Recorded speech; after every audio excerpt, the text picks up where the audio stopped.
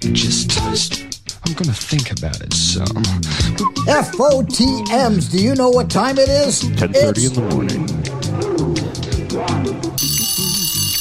Toast time! Toast! Featuring Stu Stone, Never heard of Cam him. Gordon, Never heard of him. and Toronto Mike. He's okay. Yeah, just Is Toast a novelty jam? For sure, right? Yeah. Oh, absolutely. So For we're, sure. we're starting this episode with a novelty jam. Toast got Hanson. We just played it. Yeah, there you go. That's true. That's the opposite of Hanson.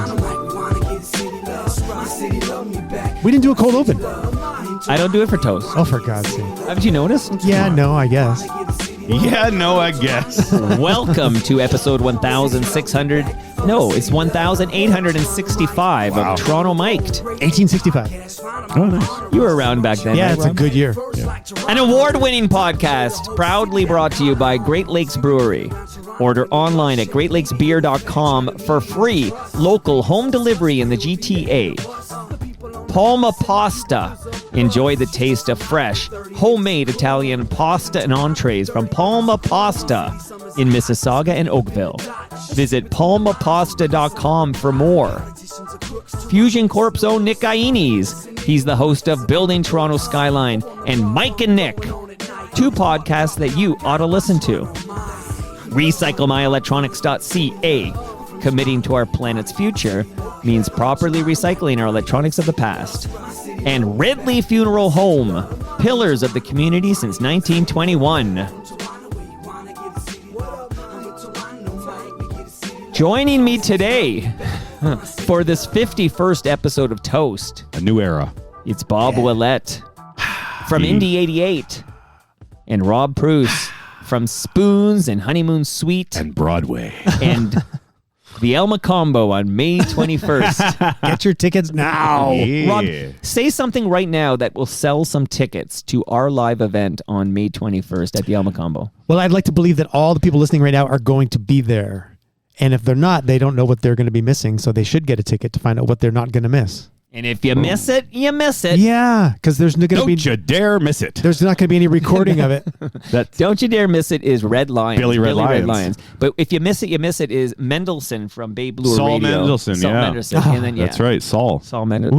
Who are now, once again, advertisers on Indie 88. Thank you very Bay much. Blue Radio. Yeah, back Wow. on Indie 88. Does it still exist in the same place? Absolutely. Where it's always been? Yes. Wow. The Sun is taking it, right? Mark Mendelsohn? I Yeah, think Mark. his Yeah, name is. but yeah, Mark and Saul. Saul still does some spots on it. That's so cool. How old is Saul? Saul's got to be up there in his 80s or 90s for sure. Wow. Well, no They're shout out to celebrating their Ridley Funeral 80th Home for anniversary. him. That's so cool. They're celebrating their 80th anniversary this I year. love when a store has that longevity. I love Bay Blue. It's great. It's expensive, but they have great stuff. And they're actually advertising on Indie 88. Wow. They are. Yeah, absolutely. That's cool. Yeah. Got to talk to Miko Joe. Let's get them advertising on Toronto Mike. There you right. go.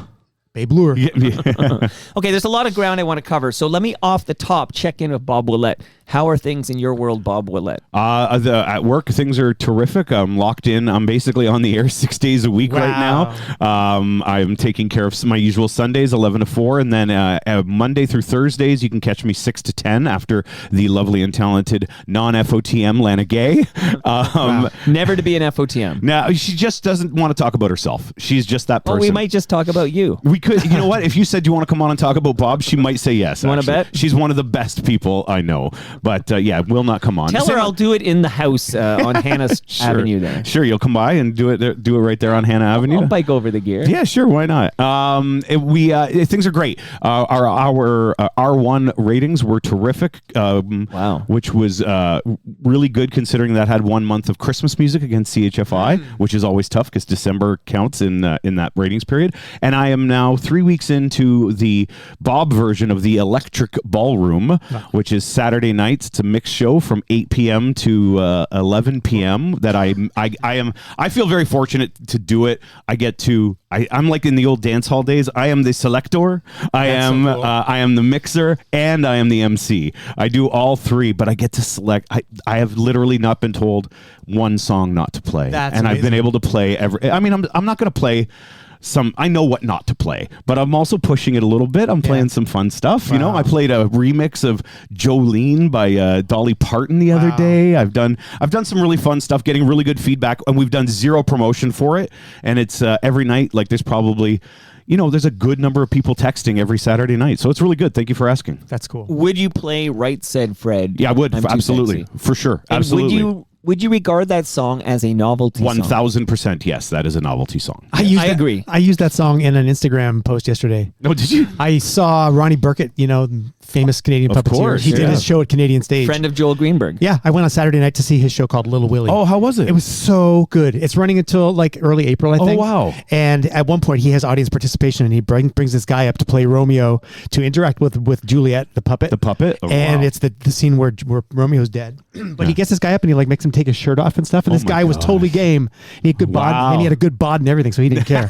But I put a little picture of there's a warning when you go into the theater saying this is not for kids under 16 because there's sexual material or whatever. Yeah, all of his stuff is like that. Yeah. So I posted the picture and I put I'm too sexy Yeah, nice. for my shirt. Yeah.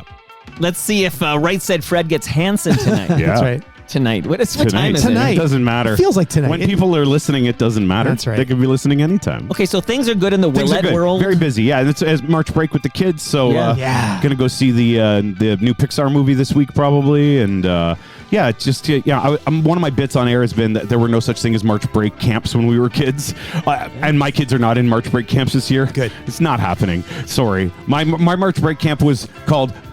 Don't answer the door. Here's a can of beef spaghetti. That was my March break camp.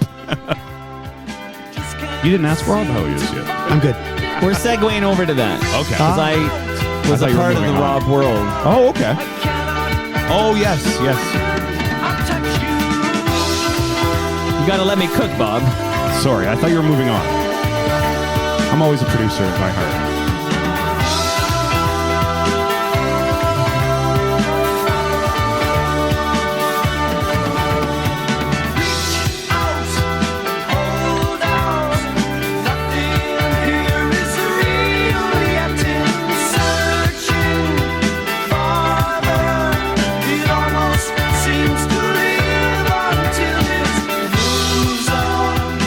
Rob Preuss. Yeah. I fucking love this song. I was just thinking how good this song is. And it's to me, it's like a quintessentially Canadian sounding song too. Maybe because we've known it our whole lives long, but Well, because God, it's it's good. Toronto jam. Yeah. Right? But This is FM. Yeah. Reminds me of Max Webster, reminds me of Prism, reminds me of all the good sounds of the 70s is what Oh, it is. you're like it's like you can read my fucking notes over here. Oh. But here, so okay, here one step because there's Max Webster, there's Prism, it's Yeah. all loaded up. Seriously. Okay. Yeah. So, Phasers on Stun by FM. We were talking this week. We spent some time together on Friday night. Yep. We Friday did. the 13th, by We the sure- way. it was good luck for us, actually. It worked out well. And I got to second base. Yeah, well, yeah. Okay. Friday night, of course. He's flustered. It's Friday night.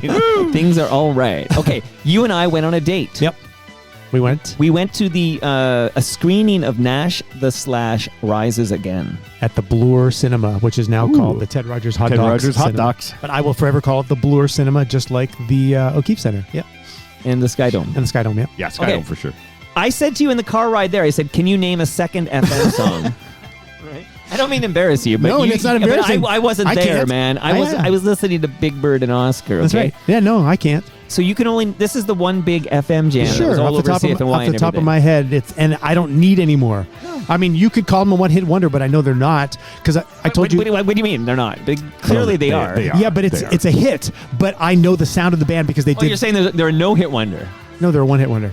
But they did this TVO Didn't you just special. say they're not a one-hit wonder? By the way, hold on to that phrase, Okay. one-hit wonder. Okay. It's a teaser for later. Okay. Well, they did this TVO special in like 1978 or 79. This 30-minute special, like in concert. TVO did amazing. It was unbelievable, and it's one of those things like anybody who saw it like remembers this thing because there was not much like that going on where you Yeah. hear live local music from this band playing like really progressive kind of modern rock, and it was so good. So to me, I know they have one hit, but there's more to them than just that one Oh, song. I know. Name I'm not saying there's not more to them. Yeah. I'm saying, can you name a second FM song? No. Like other than the diehards. Nope. Like I know on the live stream, Tobias Vaughn is on the live stream. I don't need to click over to hear. He can name many more FM songs. Okay. Yeah. I saw him on Friday night in the front row. Yeah. For Nash the Slash Rises Again. And not to bury the lead, because I always feel like we need to educate the people. What does Nash the Slash have to do with FM? He was in the bed. Okay, so that's an important detail. Another fun fact, on Friday night, who did I strike up a convo with thanks to Jeff Rogers introducing me, and who is anxious and eager to come on Toronto Mic for his Toronto Mic debut? Cam Hawkins, vocalist, musician extraordinaire from FM the band. So the voice we just heard belongs to Cam Hawkins. Wow. He's a cool guy. And he was a very nice man. I got Any the photo. relation to any of the other Hawkins we know? Nope. Taylor Hawkins, Ron Justin? Hawkins. There's a lot of Hawkins. There's a lot of Hawkins. I'm just curious. Yeah, no relation to any of them, though, eh? Okay, so I'm listening to Phasers on Stun, okay? I think this is the second FM song you're playing. And I'm thinking about FM, and I'm going to do a FM deep dive. I'm going to make Tobias Vaughn proud, okay? This show is so zoomed in, man. You're the king of just pick a lane. The idea of narrow casting. You've got it, man. You are I just you could teach record for Tobias Vaughn. I could teach a course on how narrow you get. It's amazing. I love it. The key it. is to not give a fuck. Yeah, just do what you want. It's true. Good for you. That song, Phasers on Stun, which is from 1977. Yeah. Wow. When Bob and I were in diapers, okay? Because we wore them until we died. JK. Okay. I was only one, dude. No, it's true.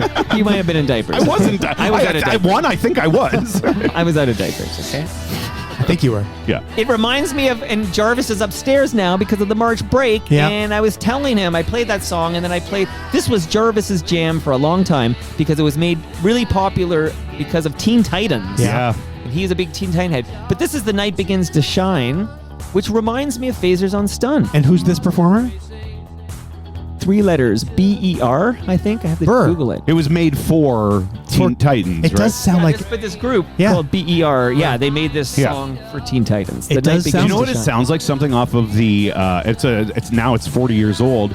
Something off the Transformers soundtrack. Yeah, that's right. The original the movie where Optimus Prime dies. Yeah. Sounds exactly like that. Spoiler alert. Also, Also, it could have it's been 40 years old. I think the statute of limitations is okay. It also sounds like it could have come off the Footloose soundtrack or something. A little bit. Yeah, I can hear that. Really. A little bit. Did you ever listen to the Footloose soundtrack? Yeah, but I mean the scene music, like the scores. Exactly. Yeah. It's like one of those kind of I things. got that. The running scenes. Yeah. The workout I'm going to scenes. shit all over Rob Preuss's takes Do it. today. Okay. Do it. Okay. So, Today, a like you do note every came time. in that will make Rob feel happy. Yeah. Listener Chris V wrote in and said, I was just able to catch up on this episode, the last toast, 50th toast. As always, outstanding. Chris V said outstanding, okay. A few comments. Terrence Trent D'Arby's Wishing Well was indeed often referred to as Monkey See, Monkey Do back in 1987. Yeah, I know. All right. I was there. I know. You know what? I was 11. Yeah, Maybe you you're guys. right. I know. It's right. It's I was 11 when that came out. Because I doubted that was true. I have the 45. Do you? I was because there's later on. I'll tell you Wishing Well? a story. Yeah, I have Wishing Well on 45. No, it's called Monkey See, Monkey Do. No, yeah, Monkey See, Monkey Do on 45. Yeah, I'll tell you. But I have a whole 45 story coming up later. So. Love it. Yeah, I think we all have a Novelty Song 45 story. Always. I got a teaser. Rob. Music is supposed to be fun. I mean, that's the whole point of a novelty song. Well, now you tell me. Okay, Yeah. Chris V writes I like it sad. more, okay? How did no one play Monkey Bars by the great Coney Hatch? That's an FOTM jam, and I did consider it. You did? I just didn't make the cut. I don't know it. I think I know the name, but I don't know the song. You know who loves that song? I believe the legend that is Midtown Gord. I'm narrow casting at Midtown Gord I've been now. to the Monkey Bar in New York City, which is underneath the it's a hotel, and the somebody from Vanity Fair goes there often. Oh, I've heard of it. Yeah, I've been there. I actually stayed at that hotel. It's part of the library collection. Oh, wow. Yeah, it's really cool. I'm mentioning them because I want to go back to New York. I heard We're going that. to talk about that. Yeah. Oh, Spaceship Superstar's coming up. Great Space I Coaster. know my sounds. I can name a song in 0. Oh, Well, I it can do depends that on the too, song, Rob. Yeah, that's true. That's Well, true. of course. Let's start a Are you fucking Soundgarden kidding song. me? Okay, my own songs, of course. I could play a big Stone Temple Pilots song, I and would you'll never look at me clue. big empty, and you'll look That's at me true. like, I've never heard this That's song true. before. I'm only talking about songs I know. She was That sounds like underwhelmed for sure. Yeah, That's right? a Yeah. word. I know it's not because I looked it up. Just one of those skills I learned in my. You're gonna get demonetized on YouTube for that. Oh, this singing that. No, man. toasts get demonetized I like know. yesterday. That's right. People won't even get to see this on YouTube.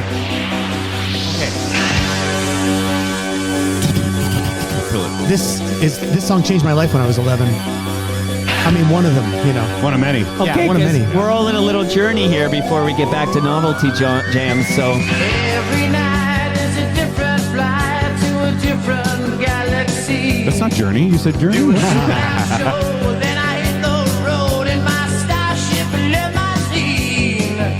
Get so damn tired and uninspired, doing all these one-night stands. It's a giant leap. Now the chorus sounds just like Styx, Come Sail Away. Listen, here it comes.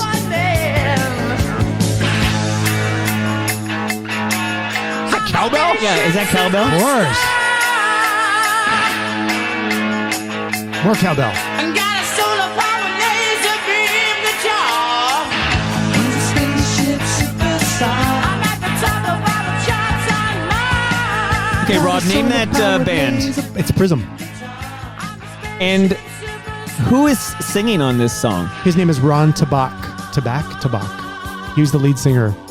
Ron Tabernacle. Yes. And he passed away in the, I want to say in the 80s or the 90s of like brain cancer at a very young Tabernacle age. indeed. So the band sort of didn't continue for a while, but then they did, then they found a new singer and they continued on. And one of the guys, the guitar player, his name is Rocket Norton, I believe. He still tours. I think he did an Ed Sousa gig. I think he's been at the McBowl. So since you were there for Prism, and again, Bob and I not there. Yeah. Bruce Fairbairn. Bruce Fairbairn. I don't know why I said Fairbairn is a classical composer. Okay, But Bruce Fairbairn. yeah. What did he do for Prism? They produced them. Did he play trumpet in the band? I think he was in Prism. I think he might have been in the band. And who else was in Prism? A guy named Jim Valance. Oh, yeah. Or like wrote the songs, right? Yeah, Jim Valance, huge. Yeah. He just went into the Songwriters Hall of Fame a couple years ago. Mr. Bryan Adams. Bryan Adams put him in, yeah. I was there for that. I was actually at Massey Hall for that show. So hold that thought. Hold that. Bruce Fairbairn. It's hard to say that word. Is it? Bruce Fairbairn and Jim Valance. Hold that. This guy who wrote in Chris V also says, and I want you Here to comes the react to synth this. solo, though. Hold on. Here comes the synth solo. listen, Hang on. turn it up a says little bit. Preuss. Turn it up a little bit. Here, listen. Oh my God, this is amazing. How much it builds up. programming has to be done for that? Or Nothing. is this all live? Yeah, This is just all playing just- it. Yeah, And you're playing it? working the knobs. You're working the knobs. As they say. Yeah, yeah. Can you do this on May 21st? Sure. Will you open with this? If you want. Listen. It builds You up. gotta Wait, save. here comes. Okay. Wait. He's air keyboarding if you're not here on the That's live amazing. chat. It's such a good synth solo. Chris I love V's it. final note. Still wrapping my head around Rob's 9/11 story. Yeah. Which I story? got a Here lot we of go feedback. again. We're not Oh. going to go any. We're not going to Okay. do that. Okay, Bob. okay. Come We'll on, save we it don't for have another time. We don't have episode. time. But there was a lot of reaction to a lot of crazy mind blows regarding 9/11, September 11th, 25 years ago, yeah. Yeah, it's Almost. 25th anniversary this year. And you not seeing it Yeah. till Fahrenheit 9/11, Yeah. and just a lot of this Yeah. mind blow activities. I just want you to know, a lot of people were talking. Thank you. You know what? And if you leave them thinking, that's that's a good time. Good Thinking- thing. People were thinking about it. Thinking is a good thing to think Yeah. about. It's nice to be nice to the nice. That's right.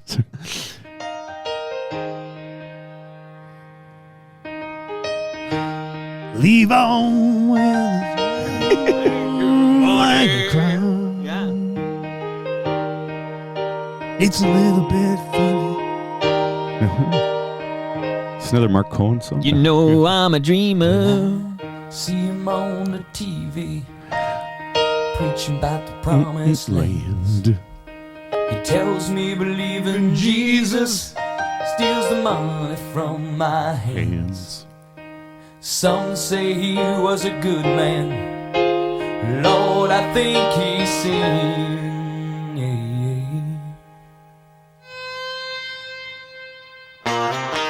22 years of mental tears, tries suicidal Vietnam vet. He fought a losing war on a foreign shore to find his country didn't want him back. The bullets took his best friends in Saigon. Our lawyers took his wife, his kids, no regrets. Anytime I don't remember, in a war he can't forget. He cried, forgive me for what I'd done there, 'cause I never meant the things I did.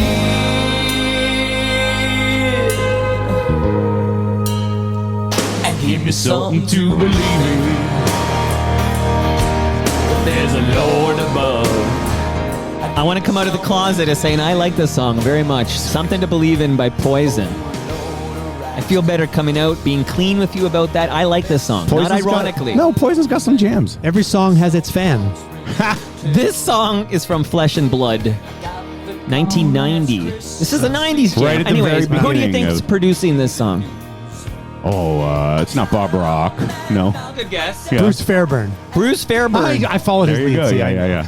I see his mind now. So, Prism is tied to this Poison jam yeah.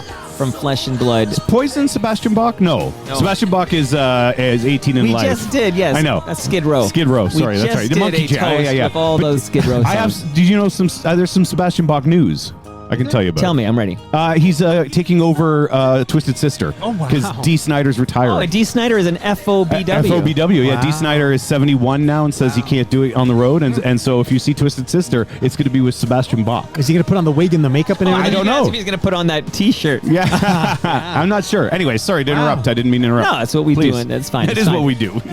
Anyways, one of the great Poison songs, Something to Believe In, produced by Bruce Fairbairn. It's funny how I can't say that. Fairbairn. fucking It's really word. weird. But here, I'm coming into that. I just want to do a quick thing here. I have a Bruce Fairbairn story. Yeah, so I'll bring this down and All I'll right. hear your Bruce Fairbairn story. Yeah.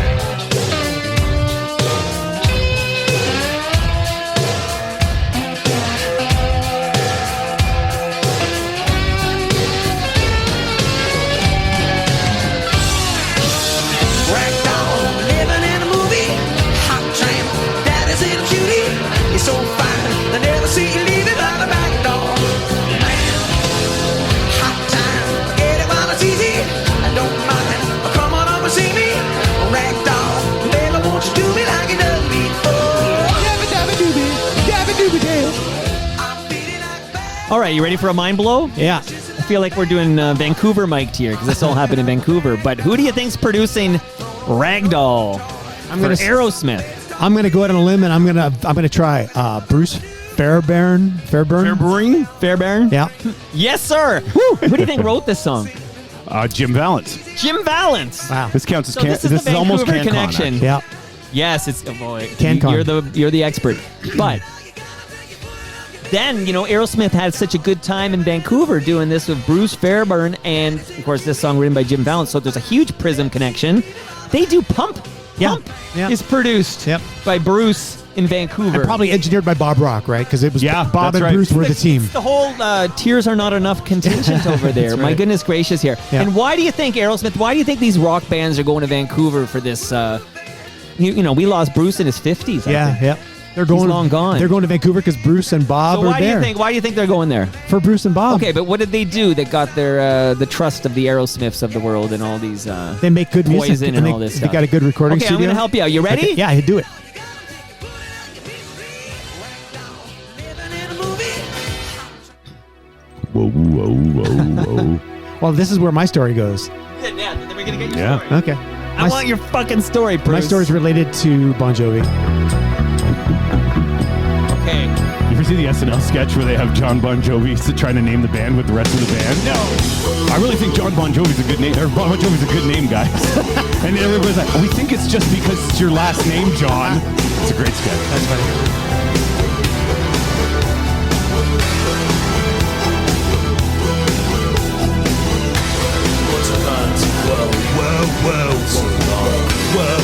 Wonder if it was Bruce's idea to use that talk box. Right? So cool. What's your story, Bruce? So, this band I used to play in, Honeymoon Suite, Heard of them? their second album was produced by Bruce Fairbairn, engineered by Bob Rock, recorded out in Vancouver. That's crazy. And that was... So were you on that album? No, you weren't on that one. You came after. Right. They were touring to promote that album when I joined the band. Right, so you were playing So all those I got hits. to learn all those songs. And so the stories so that album came out in 85. We were on the road in 86. Bon Jovi's Slippery When Wet comes out like that year or the next year. The stories that the guys in the band had heard from Bruce was that Bon Jovi had heard the Honeymoon Suite album and were like, we love the sound of this record. Okay. Crazy. So, yeah. What a great story that ties in with all this. Yeah. Because this is the first monster rock album that they'd make out in Vancouver. That's right. This Bruce. The story that I New heard. Jersey or Slippery When Wet? Slippery When Wet. Yeah. Slippery When Wet. I was having a conversation last Bad week. Medicine was from New Jersey. Sorry, yeah, that's right. There was a journalist I was speaking to from London last week. He's writing Ontario? like a book. UK. They're putting together a box set of Honeymoon Suite, like the first 5 albums or something. Oh, wow. And this guy's writing like a whole sort of biographical thing. So he For talked to the me box set? for the box set. Oh, yeah. cool. So he's the one that told me the story that he had heard that Bruce had told the Honeymoon Suite guys that the Bon Jovi guys liked the sound of the record. Oh, and cool. there's a song on the There you Honeymoon go. Suite album called Wounded, and the line is shot through the heart. And then lo and behold, there's a Honeymoon Suite. I mean, a Bon Jovi song. You give love a bad name. Yeah. Will this be your first box set you're featured in? Well, I have a Spoons tune and I think a Honeymoon Suite tune on one of those Canadian Oh What a Feeling. Oh, the Oh What a Feelings. Yeah. But as I far mean, as like, a band, Yeah, like in the band. Yeah. Congratulations. We're even Honeymoon Suite are the ambassadors for Record Store Day this year too. Oh, cool. Which I don't know. They're releasing like something on like a single Like album they're releasing a reissue on that's- vinyl. The singles, the greatest hits, and I'm on like 4 of the songs or 5 of the That's songs. amazing. I'm an indirect ambassador. No, that's Yeah. amazing. By the way, I think we overuse the word ambassador right now. know, we And do. Not you, but No, I I know. actually had this thought the other day because they on the Go train they say I'm your customer service ambassador. Oh, jeez. I'm like, all right, calm down. You're no ambassador. It's like when you have a job It's my in a- bit I've been holding on. It's in my phone. He's for- workshopping that for Indie 88. That's right. I have been. Yeah, I've been working on it. It's in my notes. I might use it in my May 21st There you go. Elmo show. That's right. That's congratulations. That's Thank so you, thank cool. you. You're gonna have a box set. Well, so Yeah. they'll have pictures and There'll be like pictures. Do you I'm get any say in the creative side of it? Well, the journalist that I've been Yeah. speaking to, I'm sending him shit like Yeah. pictures Oh, cool. or like any kind You're of stuff helping I've out got. whatever you have. Yeah, archival stuff. Yeah. I breezed by That's the so cool. FM song so quickly. I did want to ask you, Rob, what you thought of the film. Oh yeah. National Slash Rises again. I loved you it. wrote it for. Did you write I music did some for music for it. Yeah. Right. Yep. I loved it. I thought it was great. Yeah. And it's Like, I really liked it. for a guy who's a real underground kind of a performer, it's interest. There's enough movement in the film that it just keeps you interested. Anyways, it's And like he's so mysterious, but Yeah. they do a good job trying to unravel the band. Oh, that's right. Well Yep. done. And good like use of old like horror movies and like silent film footage and stuff. Because he was a character. Yeah, right? he really like, was. He's a real character. Yep. I enjoyed it as well. And I'm glad you came with me. Well, thank you for making me your +1, brother. It was fun. It was a hot date. Well, I knew you'd know so Did you many. guys go out and like party it up afterwards? We No. didn't. No, we split. But there was live music afterwards. we got away from each We other did not. ASAP. No, we no, did no. not. We But did not saw go. Ian Blurden's cover Yeah. of Phasers on Stun. Ooh. I thought was fantastic. It's fantastic. cool. And It was live. It was like a. They you did it watched right there, yeah. There was a concert after the Q&A. nice. which was organized after by the Friendly film. Rich. Oh yeah, Yeah, Rich Oh, organized the concert. I felt bad for Friendly Rich when we made a joke. We were talking about all the blue hairs. Yeah. Okay, the old crowd. Yeah. Old crowd. Oh, for sure. And then Rob said, "Oh, Mike, you might be the youngest one here." And I said, "Well, I can't be the youngest one here because Friendly Rich is here." And then Rob said, "Friendly Rich is my age." No, I didn't say he's my age. I said he's closer to my age. Oh. I figured he was But you're a between you and I. 60-year-old man. And I You said, shut up. Rob, I'm older than Friendly Rich. And then Friendly Rich is there. Yeah. How about we go up to him? Friendly Rich, how old are you? Friendly Rich, how old are you? And he goes, I'm 48. Yeah. Uh-oh. He looks good for 48, though. You just said he looked like just he said was he- 60. I didn't say that was a bad thing. That's true. But He okay, did. well, I That guess is it true. depends what you mean. I Maybe just feel like because he talks about like knowing Nash, like hiring him for gigs and stuff. Right. And I thought, man, he's just been doing it for a long time as well. But it was just impressive But to Nash me. only died in 2014. 2014, yeah. Right. So, you can be There a you go. 48-year-old man and hung out with That's true. Slash. That's true. Okay. So, the last little mind blow here, because I just played Living on a Prayer. Okay. Yeah. We hear it all the time still. What a big jam that was. Produced in Vancouver, Bruce Fairbairn. You got the whole story there. But did you know that's how it sounds on the album? But this was the demo. Oh, wow. Sugar pie, honey bunch. You don't make me love you.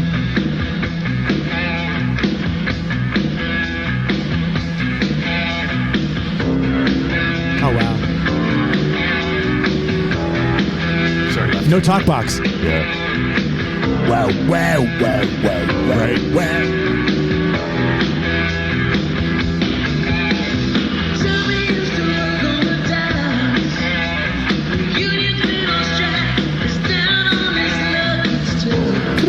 Pretty true to the original.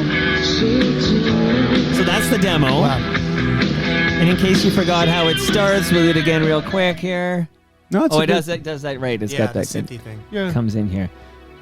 But to me, a big difference. Well, it's always really? interesting. See, I I think think it's a big difference. Like, See, I think musically it's very similar. I Yeah. don't think it's changed that much. It's got some bells and whistles, literally some bells. Did Well, you hear yeah. those? Like the bass is there's a the whole bass is different higher up. ambiance on this one. Well, of course, but The journey for a band, though, from demo to finished product is always fun to hear. Yeah. Because they can change so much. We used to demo all our songs, and there were many times songs that we made demos of, we'd record them, and we'd be like, oh, the demo was better. Right. Where are you? Oh, there you are. Well, if you come over here, you'll find a wonderful surprise. But isn't that funny? You thought it sounds very different. I thought it sounds pretty Plug into same, the pretty much the central same. computer to hear what it is. same lyrical delivery. I just meant like, No, it's not yeah, a I think face musically it letter. sounds the same. But I think, Your yeah. Christmas Why are we listening to C3PO?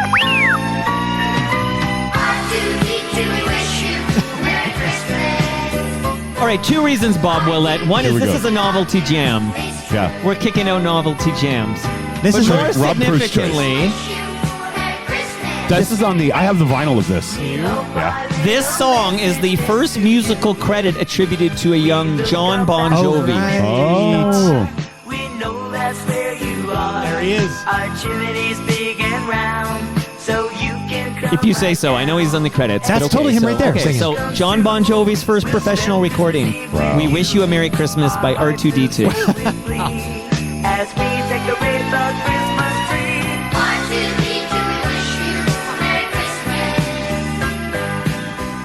All right, gentlemen, novelty songs. Did This you guys, is a novelty jam. Will the 45 stories come up organically as we kick out our favorite novelty Yeah, songs? I think so. I think so. Yeah, I mean, let's see.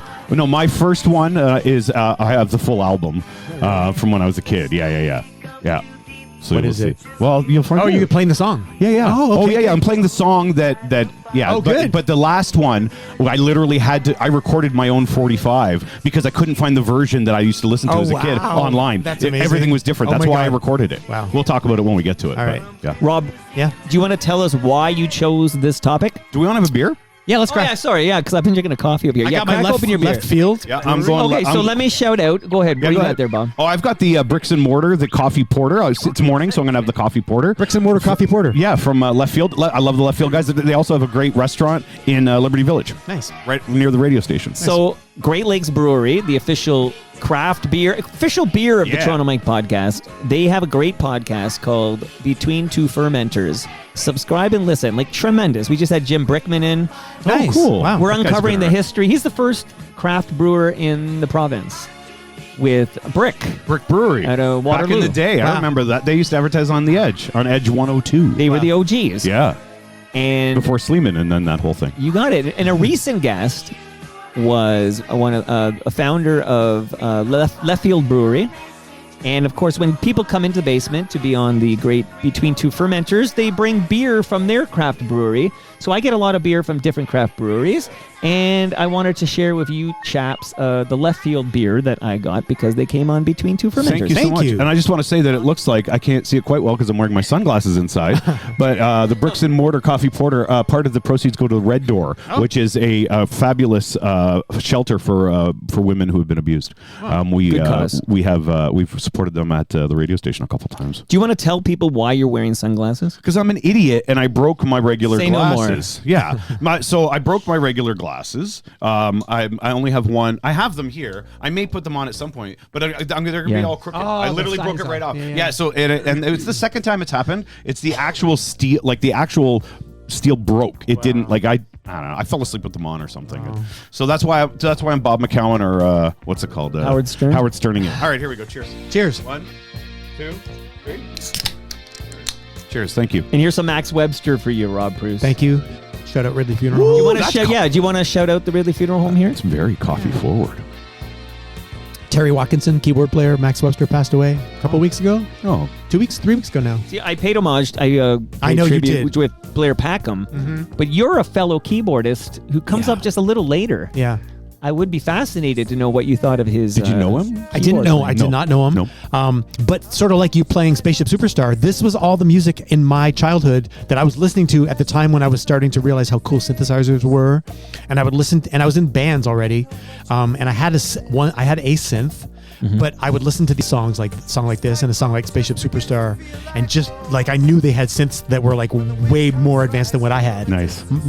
But I would sort of dream about it. So songs like this, like those Max Webster albums, I would listen to them. His keyboard arrangements were so good. Another song, though, much like the FM song, Phasers on Stun, Yes. that I've been obsessed with lately, is this song. They're so good. Yeah. Oh, and shout out to Ridley Funeral Home for their new. Okay, what's going on? Like, holy moly, look at this thing. So that's brand new. So that is the follow. So that Ridley Funeral Home has had the tape measure. Right. Yeah. Now we've got this multi-tool. Can you name all the tools there? I think I can. Well, there's a level. There's a level. There's a level. There's again a what's it called here? A Measuring tape? Measuring tape. There's a 2. bottle opener. Yep, that's 3. And there's something with a battery. Oh, and well, a light. if you pull the plastic, there's a light. Yeah. Yeah, you got to pull the plastic out. Yeah, it's a flashlight. Yeah. Wow. And So that's like a 4-in-1. yes, Wow. it is. Now, how do you turn it off though? On the side, I think there's somewhere. There we go. Yeah, there you go. Oh yeah. So that This is just a got delivered 4-in-1. by Brad Jones. Do you from know Ridley what? Funeral Home. I want to be buried with this. It's worth the trip. It is. to Go to a South concert, Etobicoke. Yeah, you could bring this to a concert instead of using up your phone light. Yeah. That's a great idea. It's really And then bright. for all the beers you sneak in, you can use the bottle opener. Not that I sneak booze into concerts anymore. Why are you blinding people with Yeah, that? seriously. That is so rude, Rob. Poetry in Bruce. motion. So, Rob, Yeah. have you been listening at all to any episodes of Mike and Nick Left versus I've Right? listened to the first 2, Oh. I think maybe 3. I'm going to listen to the newest one today when I'm driving back. So the into- 2 going podcasts back today. that I recommend from Nick Iones from Fusion Corp, who has an event. He's hosting an event on April 2nd. It is a fundraiser for Bob Willette's favorite city councilor, Is it for Bradford. fucking Bradford? April, and he would love people to go to, Google it, Fusion Corp, Nick Iones with Brad Bradford, April 2nd. You know he's my neighbor, right? Like he lives around the corner from me. Did you ever see him on the bike trails? I've never seen him. No, I've seen him in the I neighborhood. follow him on Strava. He's biking somewhere. Yeah, you know what? Is he faking those Strava It's rides? probably. No, you know what? He'll stop doing it right as soon because all those. Yeah, never mind. I'm not a fan. Okay, well, you don't have to be a fan. Oh, I'm Nick's still doing this because Nick is a fan. And I want to say thank you, Nick, for sponsoring the show. And he's got a couple of podcasts, Building Toronto Skyline and, yes. of course, 2 shows you ought to listen to. and Mike and Nick, which I'm actually a part of. That's every couple of weeks we record new episodes. And last but not least, before we get to the first novelty jam for Rob Preuss. You asked me why I picked Novelty Jams. Yeah, so let me say thank you to recyclemyelectronics.ca. If you have an old I have so much old stuff cables, to give them. Oh my you God. don't put it in the garbage. I don't. Bob. I have a box. Rob, make sure he doesn't put that in the Don't- garbage. I won't. Okay. I have a box of Okay. stuff. Chemicals end up in our landfill. Go Yeah. to recyclemyelectronics.ca. Put in your address, be it Toronto or East York, whatever you're I doing know over where it there, is. I'm Bobby. in Toronto proper. Don't worry. Toronto proper. South of the Danforth, Right. buddy. You're close. South but of the you- Danforth. But you could throw a rock and hit East York. No, you know what? Actually, it doesn't start on the other side of Danforth. It's actually 2 blocks north. I couldn't throw it that far. Blair Packham, Yeah. Yeah, Blair Packham. He's in East York. East York, yeah. he's a Mortimer guy. Okay. Yeah. So much love to recyclemyelectronics.ca. So, Rob, tell us why you chose the topic and then introduce your first jam, and I'm going to kick it. Okay. I think that when we were talking about, it was around the holiday season when we 9/11? did. No, it was when we did the Christmas song. We did Santa Jaws. Yeah, with Fred Mullen. Fred, yeah. Yeah. And we talked sort of briefly about the fact that it's a novelty jam, and it was just sort of in my mind. And I think I've loved novelty songs my whole life. My very first single that I ever had when I was a kid was called "The Streak" by Ray Stevens. Of course. and Popular. I've played it on one of our episodes before. Yeah. a couple years ago. But we knew it, right? I knew it from infomercials that would air for Ray Stevens' Great Ray Hits. Stevens, yeah, that's right. And they aired these KTEL or some- or infomercials. Quality Records, Yeah, one of the something two. like that. Yep. And so the Streak, that's how I learned about the Streak. Huge hit. And actually the Streak is coincidentally, so I watched the Academy Awards last night with my mom. Yeah. And I was thinking, the first Academy Awards I ever watched, I was 7 or 8 years old, 1974. It was the 46th annual Academy Awards. Wow. And my mom let me You stay remember up. this? Yeah, it's one of nice. those vivid Yeah. memories. Was it Bob Hope? No, the Johnny host was Carson? David Niven. Oh, wow. And my mom let me stay up late because I was Oh, obsessed. Shortcomings. Yes, I was obsessed I know with where The you're going now. Exorcist, and there was a streaker on the stage. Oh. But I was sitting in my little rocking chair in front of the TV. It was like near 11 o'clock, and I drifted off for 1 second, and I heard the commotion, and I looked up, and I missed seeing the You streaker. missed the naked Yeah, person. but it was infamous. But he had a quip about somebody showing His their shortcomings. Yeah, that was David Niven. Yeah, Exactly. right. So novelty songs have just been something I've That's loved my cool. whole Yeah. life long. Fun songs, goofy songs, Okay. whatever. So And I this- love your first one because it's one of the first novelty songs I knew and loved. Is it? Okay, good. I had this as a 45. Because I was a big Dr. Demento listener. Oh yes, of course. So I heard this. This was on the radio on CKOC and actually on the charts. Yes. So you can hit it. I have a sad story to tell you. It may hurt your feelings a bit. Last night when I walked into my bathroom, I stepped in a big pile of shaving cream. A lot of fun for a kid. Wow. 9 years old, couldn't beat it. I even introduced it to my kids. They enjoyed it as well. It sounds like you're going to say a bad I word. think I'll break off with Always my fun. girlfriend. Always fun. Her antics are queer, I'll admit. Each time I say, darling, I love you, she tells me that I'm full of shaving cream. Oh, people were so easily amused in 1946. He did it again. Yeah, there you go. I bet he's going to do it again. I was sure he'd swear that time. That's right. So apparently, I mean, in 1975, this was on the radio. I was obsessed instantly. I'm like, this is so Would it dumb. have been the morning show playing it, or No, was it top regular? 40. Top 40? So what made it re-enter the charts? Yeah, after what year is this from? 46? It's from 1946. So what made it re-enter the I don't. chart? Somebody just started playing it Isn't again. World War II going on fully in 46 No, it was still? over. No, it's It over was by over. that It was point, over. right? Yeah, you're Yeah, right. 45. But 45, right? Yeah, it's a year. So people are happy. They can be happy again and They're write having, novelty songs. they're having fun They can again. laugh again. Yeah. They can laugh again. But hearing this on the radio in the mix of like Queen and like disco songs and whatever, Yeah. I'm was- shocked they played it. Like Yeah. top 40 radios playing this in the 70s. Yes, and that's what made it so fun because you need that variety. Like to go from this extreme. I didn't really know that it was from 1946 until like not that many years ago. Actually, I just thought somebody made a song to sound like an Who's old the artist? artist. Sounded like it was. His name is Benny Bell. Benny Bell is the performer. Okay. He had many novelty songs. So of course, once they've got a hit, they try to do like follow-ups. Of course. He went on Dr. Demento and like so my other jammies. You can play one of the other ones if you want because we know where this is going. Well, I know he might try to. He might say it this time. Let's Hold see. on. you ever see that short that the Warner Brothers did of But the darn thing was loaded with Big shaving Big didn't do Cream, it. where Porky Pig hits his thumb and he Yeah. goes, son of a bitch, son of a I've bitch. seen it, yeah. Yeah. Son of a gun. And he goes, ha, I bet you thought I was going to say son of a bitch. That's right. I've seen That's it. right. Yeah, it's classic. And now, So jam folks, number my 2. Okay, I'm rolling it. Hit it. It's the same. I mean, it's a cover version. We'll let Benny finish here. He waited since Maybe he's- 1946 to be on 74 at least. Stick your head in a barrel of shaving. He didn't do it. Oh, he did it again. Oh, he fooled us every time. Shave every day and you'll always look keen. Beautiful. Beautiful. All right, I'm going to play your second one. There's a little white space at the beginning. There we go. Put down the needle. Is this him again? Yeah. I have a sad story to tell you. This is the Calypso Might version. hurt your feelings a bit. There's some cultural Last appropriation. night as I walked in my bathroom. Is this Snow? I stepped in a big pile of shaving cream. Be nice and clean.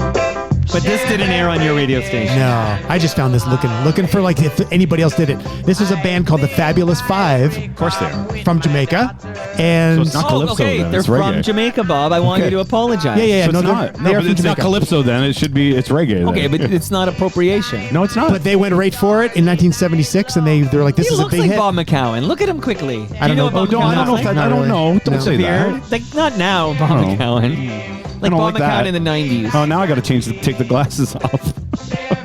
These guys, I didn't know of this band, of course, until hearing this, but it turns out that they were the band that played with this singer in the early 70s named Johnny Nash. He had a big hit song, I Can See Clearly Now. Now. Yeah, Are you this is the band. explaining Johnny Nash, the singer of the Hercules theme song? Well, that same Johnny Nash, of course. But his song, I Can See Clearly Now, this is the band that played on it. I thought that was really cool. Do you know how many episodes of Hercules I watched? 7? So many.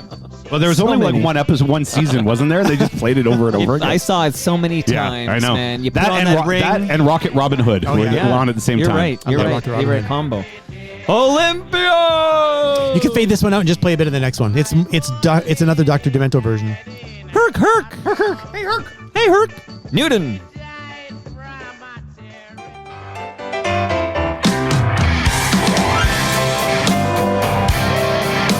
I have a sad story to tell you. It may hurt your feelings a bit.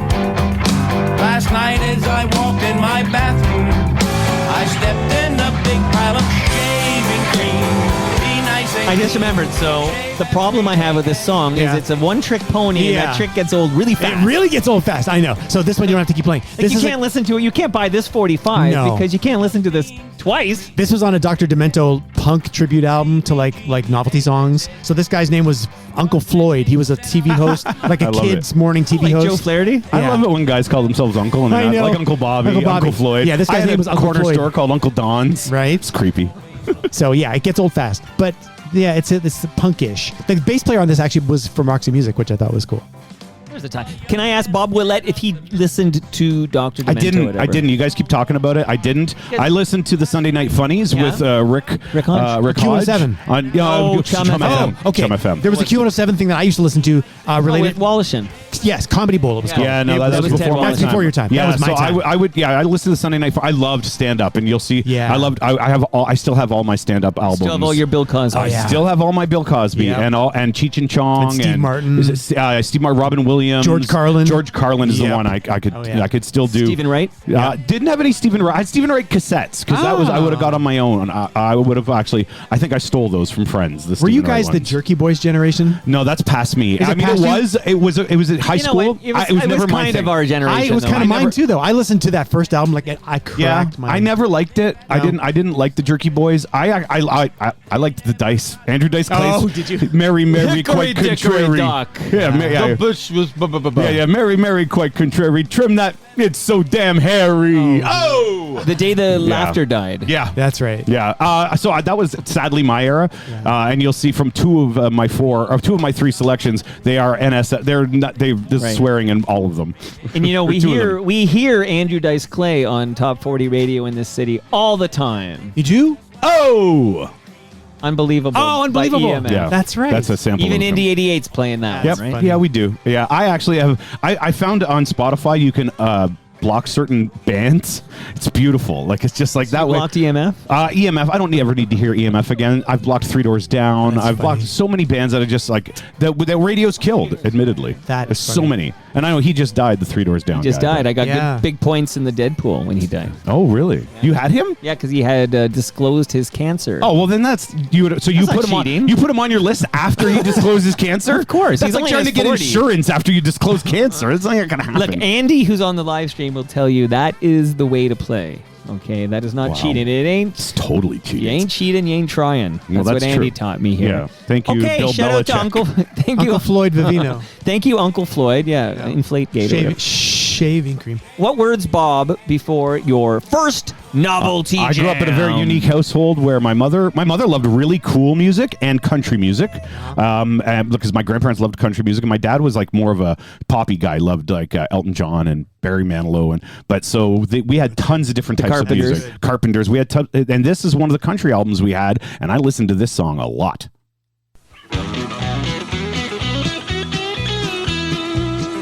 I still know all the lyrics too. Okay, let me listen. Well, it's 40 below and I don't give a fuck. Got a heater in my truck and I'm off to the rodeo. It's element left and element right. Come on, you fucking dummy, get your right step right. Get off the stage, you goddamn goof, you know. You piss me off, you fucking jerk. You get on my nerves. Now we gotta hear this first. This is really good. This is about Johnny. Listen to Johnny.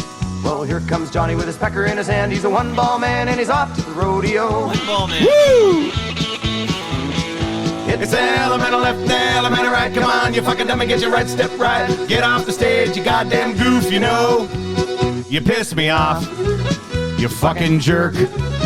You get on my nerves. Then he sings about his truck because it's a country song. Yeah. It's like, as he did, 40 below, I don't give a fuck. So this is Gary Lee and the Showdown. Wow. This album was nominated for a Juno. Wow. It was nominated in 1983 for Country Group Duo of the Year. Not the album, they were. Yeah. Below, I totally remember that. Yeah.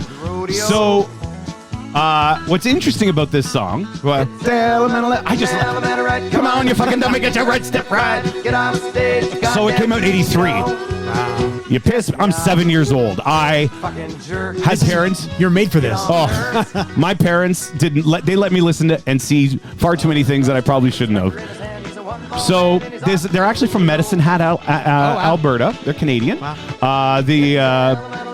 Sorry, this was actually from 1980. It was Welcome to the Rodeo. This one was not nominated. Sorry, they got nominated a few years later for Rodeo Cowboy, which was a real song that they released, which I don't have. But I will say this. This was written by Gay Delorme. Do you know who Gay Delorme I know is? that name. Yeah, so Gay Delorme is a Canadian musician. He's a songwriter, composer, and guitar player who ended up playing with some really interesting people, including he ended up being David Foster's guitarist. And All comes back to the Vancouver. Maybe played on Tears Are Not Enough. he played on. Music Center. You know what? He may have. I actually didn't. He may have played on Tears Are Not Enough. I should look at that. Wow. But he played with Jan Arden.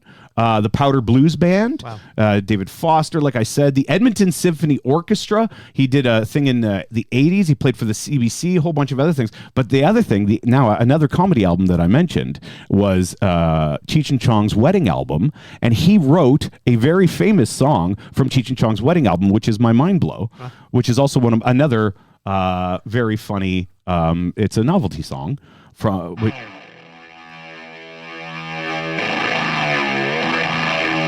This is called Earache My Eye. I know this song. Yes. And this is him on the guitar. Gay Delorme? Wow. Yeah.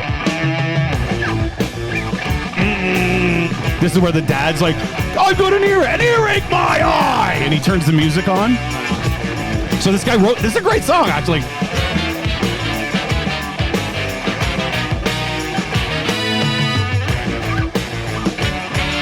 My mama talking to me, trying to tell me how to live. I love it. Yeah. But I don't listen to her because my head is like a sieve.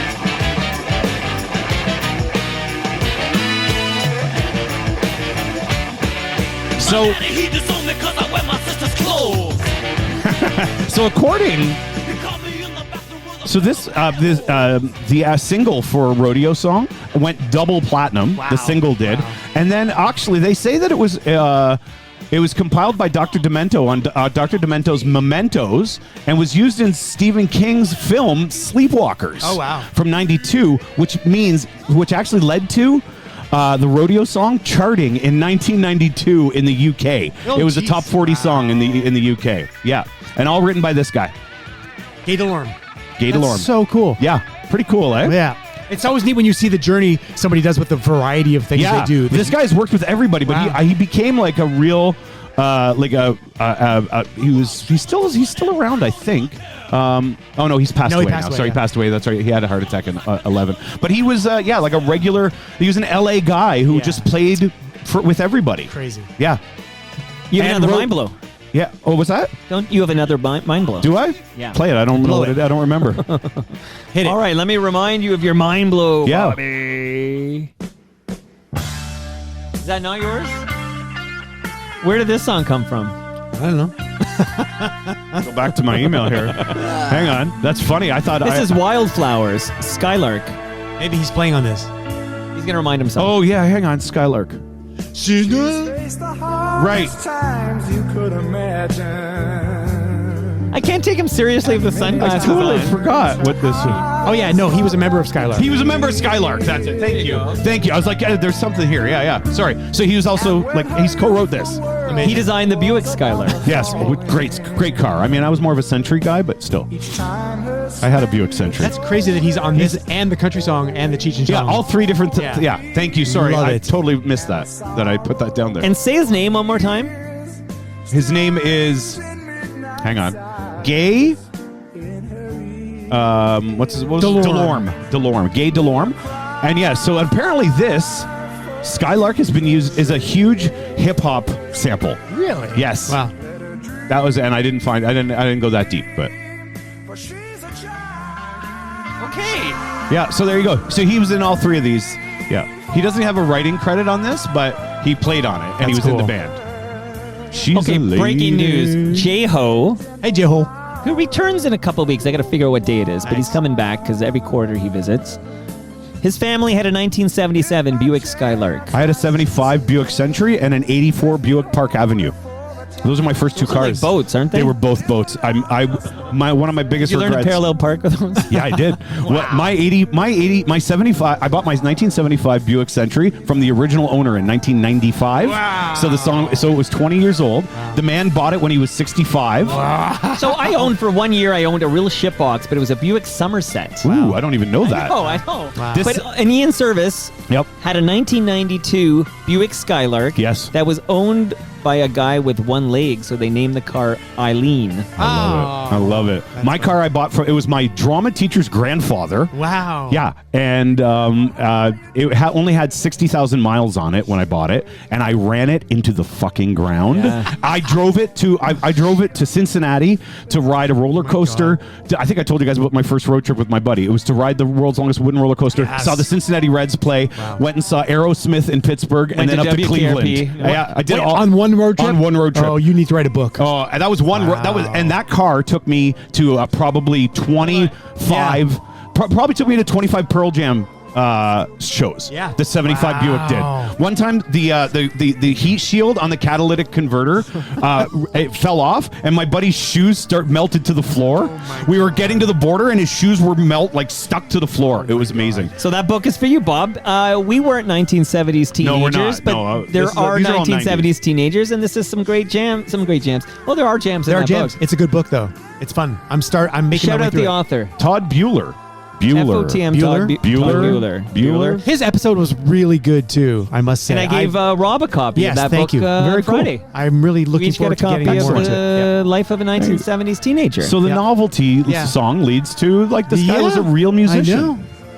Andrew Ward loved his 1993 Buick Century. Now we're on a Buick thing. You know what? Get guys talking about their first car. They're going to talk forever. Oh, yeah, mine man. was a Ford Escort. I could talk about that car. Andrew Ward crossed the border hassle-free for many an Allman Brothers or Dead show with Canada Kev. Nice. Canada Kev and Andrew Ward, two great FOTM. I got pulled over a couple times and searched going to Pearl Jam shows in my 1975 Buick Century. And one time, because we were drama idiots, the whole back of my trunk is full of costumes. Oh, geez. Including trench coats and shit. We're we're drama students. There's literally I had a lizard mask in there. Oh my God. Oh yeah. I love it. Breaking news from Ian Service. Hercules aired 122 episodes. It was 122. There's one of them that only had one season. One of the ones that we remember from being a kid, from when we were kids, that only had 40 episodes. Oh, probably. Yeah. But actually, My Pet Monster, starring Stu Stone, only had one or two seasons, but it was on all the time. I did not know that Stu was the little Sprout voice. That was great. You know what can I say? It is surreal to have Stu over for a couple hours and Cam over for a couple hours on the same day. Yeah. And they never they didn't see each other? No. There were hours between. Are they? It was a fun day. Are they is it part of their rider now? They can't see each other. They hate it. It's just. Well, that was the Cam joke, trying to dispel the rumors that there's a falling out between Cam and Stu. Right. Sure. So I'm shouting out everybody who's logged in. So a lot of people are on the live stream. They don't log in because they want to be anonymous or whatever. But you can't comment if you don't log in. So shout out to the following people: Andy, who erroneously claims that I was complaining she was picking cancer patients in the Deadpool, but I was complaining she was picking obscure figures no one heard of. She would draft a congressman or something that no one heard of, and I said, let's keep these famous people. Let's not just, not just people who have a wiki page. Okay, so shout out to Andy. Shout out to Andrew Ward. Shout out to, I got to skip you. Your wife is on the live stream. Cha-Cha's there. Oh. Cha-Cha. Hello. Chris Ward, the first VJ, he's here. Greg Siskinen is here. Ian Service, of course. Jeremy Hopkin. Leslie Taylor. Big Expos fan. That's how I introduce her. Tobias Vaughn, who we saw on Friday. Yes. Did you see him? Yeah, the front row. He brought you over to say hi. That's right. Always love seeing Tobias Vaughn in the wild. Moose Grumpy. Hey, Moose. That might be the MVP of the TMU, I think. If I had to pick just one, it might be Moose Grumpy here. So, hello to everybody on the live stream. I am going to kick out my first jam. You guys ready? Ready. This artist was just name-checked by Bob Willette, and I love it when that happens. Happens a lot. Basketball Jones, I got a basketball Jones, got a basketball Jones, oh baby, ooh.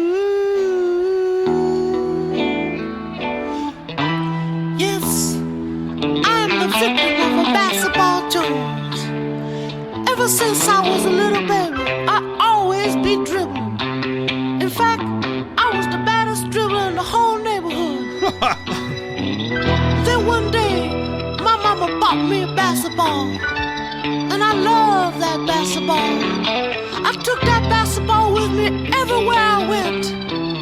That basketball was like a basketball to me. I even put that basketball underneath my pillow. Maybe that's why I can't sleep at night. I need help, ladies and gentlemen. I need someone to stand beside me. I need someone to set a pit for me at the free throw line of life. Someone I could pass to. Someone to hit the open man on the give and go and not end up in the popcorn machine. So cheerleaders, help me out.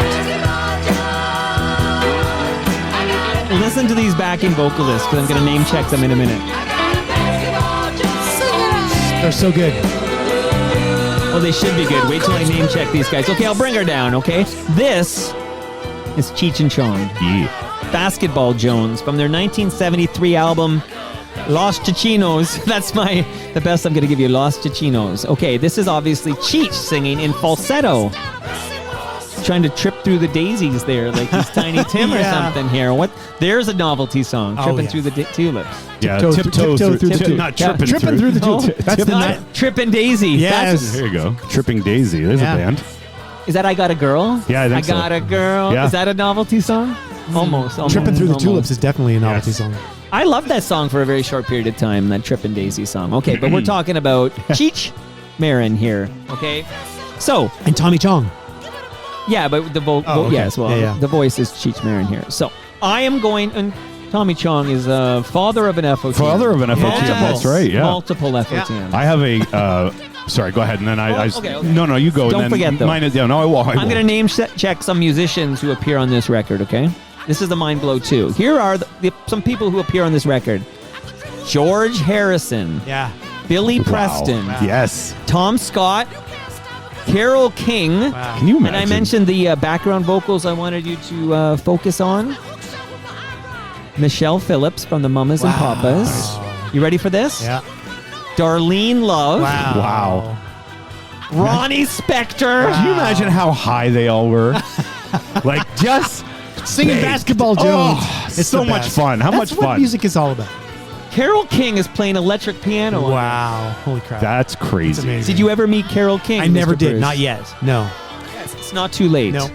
It's too late, baby. Nice. Now it's too late. Yeah, Carole There King you has go. Tapestry, right? Tapestry. That's one of the biggest albums of all time. You got it, brother. Yeah. The Cheech and Chong wedding album that I mentioned, also where Earache My Eye is on. There's a sketch on there that is so ingrained into my head, and it starts with Tommy Chong going, "Come on, Margaret, sit up straight and quit acting like such a goddamn idiot.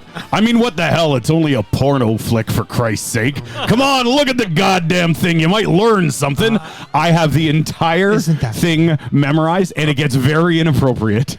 The 7 words man. and the Dave ain't here is that and the 7 words you can't say on television. The full 9-minute version of it from Class Clown, where Bill Murray plays Mr. Rogers with the bass player in the morning. Is that It's too early for me, man. Which is that on the? It's on which album Greatest is that? Hits, I think. Well, I know it from Greatest Hits. Oh, I have the Greatest Hits. Yeah. Okay, yes. There's another musician. I have that on CD actually. Yeah, okay. I didn't name check the bassist on that song. Yes. Klaus Klaus Voormann. Voormann. Wow. And if Bob's wondering who that is, he was the bassist for Manfred Mann. And he also was, you can Blinded hear him by on the You're Light. So Vain by Carly Simon. Yeah, but- He's on Lou Reed's Transformer Do you know album. the other part of Klaus Voormann's life? He was a friend of the Beatles. He was around with them in the early days in Hamburg. Oh, wow. He designed the cover of the album, of the Revolver album. He drew the artwork for What? Revolver. Yeah, Yeah. he's an unbelievable That's so guy. cool. Yeah. And Don't Bury the Lead, also for the Dirty Knobs. Oh, yes, of course. Okay, but there you go. So all fun. these artists appear on That's that amazing. album That's here. amazing. So if you weren't there, because we're going back to 1973 here, you might not even know what song is being parodied by Basketball Jones. Which, by the way, my daughter, my youngest, who just turned 10 yesterday, by the way. Your episode was very That's cute with her, too. Oh yeah, Your 10 minutes was great. yeah. 10 I mean, minutes it with was the 10 on 10-year-old? 10 on the nose. Yeah, Nice. exactly That 10. took a lot of I know. effort to make that 10 on the I nose. enjoyed Thank that. you very much. Okay, thank you for noticing. But what song are we parodying here in People are asking if my Basketball kids are going to Jones? come on the show this week because they come on the radio. Bring your kids to work. Yeah, well, it's March break, but I don't know if my current boss enjoys having my kids on. Well, then you can't do it because you don't own that station, Bob. And I'm so glad. You own Bob's Basement. I am so glad not to be in charge. I love it.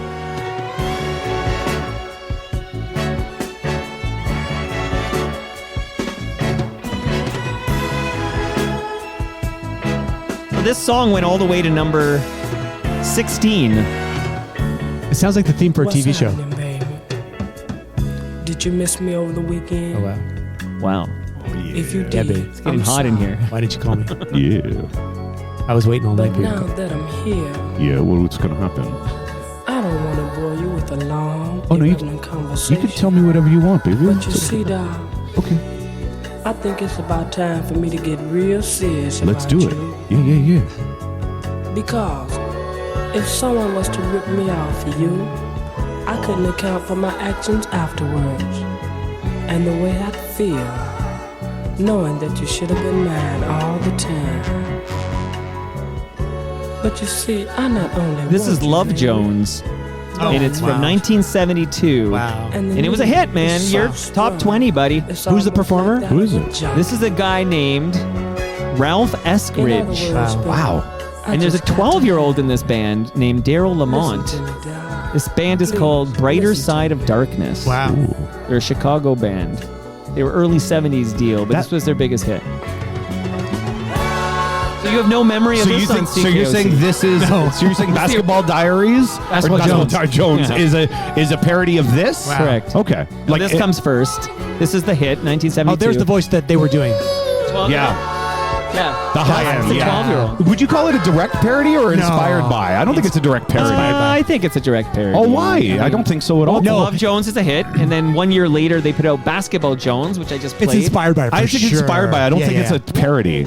I A think parody it's is like as Weird Al, Right, Like that's Weird right. Al, like Lola becomes Yoda. But Love you know? Jones became Basketball Yeah. Jones. But and it the became lyrics about are the same, but it's basketball. not close enough in sound.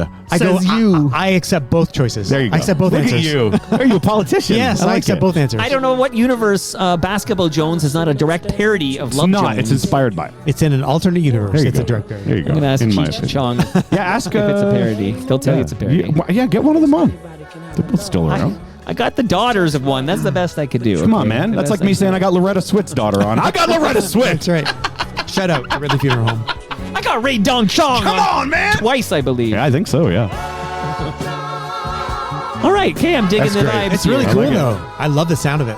Unrelated. I set up a new sound system out in my in my shed. Yeah. And I threw on the original, the brown Jesus Christ Superstar. Oh, I was just singing some of that this morning. And it's funny. I grew up knowing the movie, Yeah, right? yeah. And it's almost Easter, so it's Yeah. okay. I'm talking, Yeah. but that one, the original album, is so 70s early. That's like the horns Oh my god, and the band is just jamming. It's so Yeah. different. Yeah. Like they really rocked up the movie Yeah. soundtrack, which that's the one I'm used to. Listening to the other one, it's a little bit cheesy compared to, but it's like, and some of the vocals are great. Anyways, I was thinking of you as I was out there because I got myself a little tube phono always preamp. thinking of you. Wow. A little, and I put my PSB speakers out there, Yeah. which are nice Canadian-made speakers, and it's a great sounding, right? It's like a real rock record, though, right? It's great, but it's a rock record from 71, Yeah. or 72, or whatever yeah. it is. It is so of an era. Anyhow, sorry, We I digress. digress. I'll bet you Team Canada was in Moscow listening to Love Jones. You think? Preparing for Game 8 against You never know. USSR. Yep. Sure, why? Rob, any words before your second novelty jam? My brother? second novelty jam.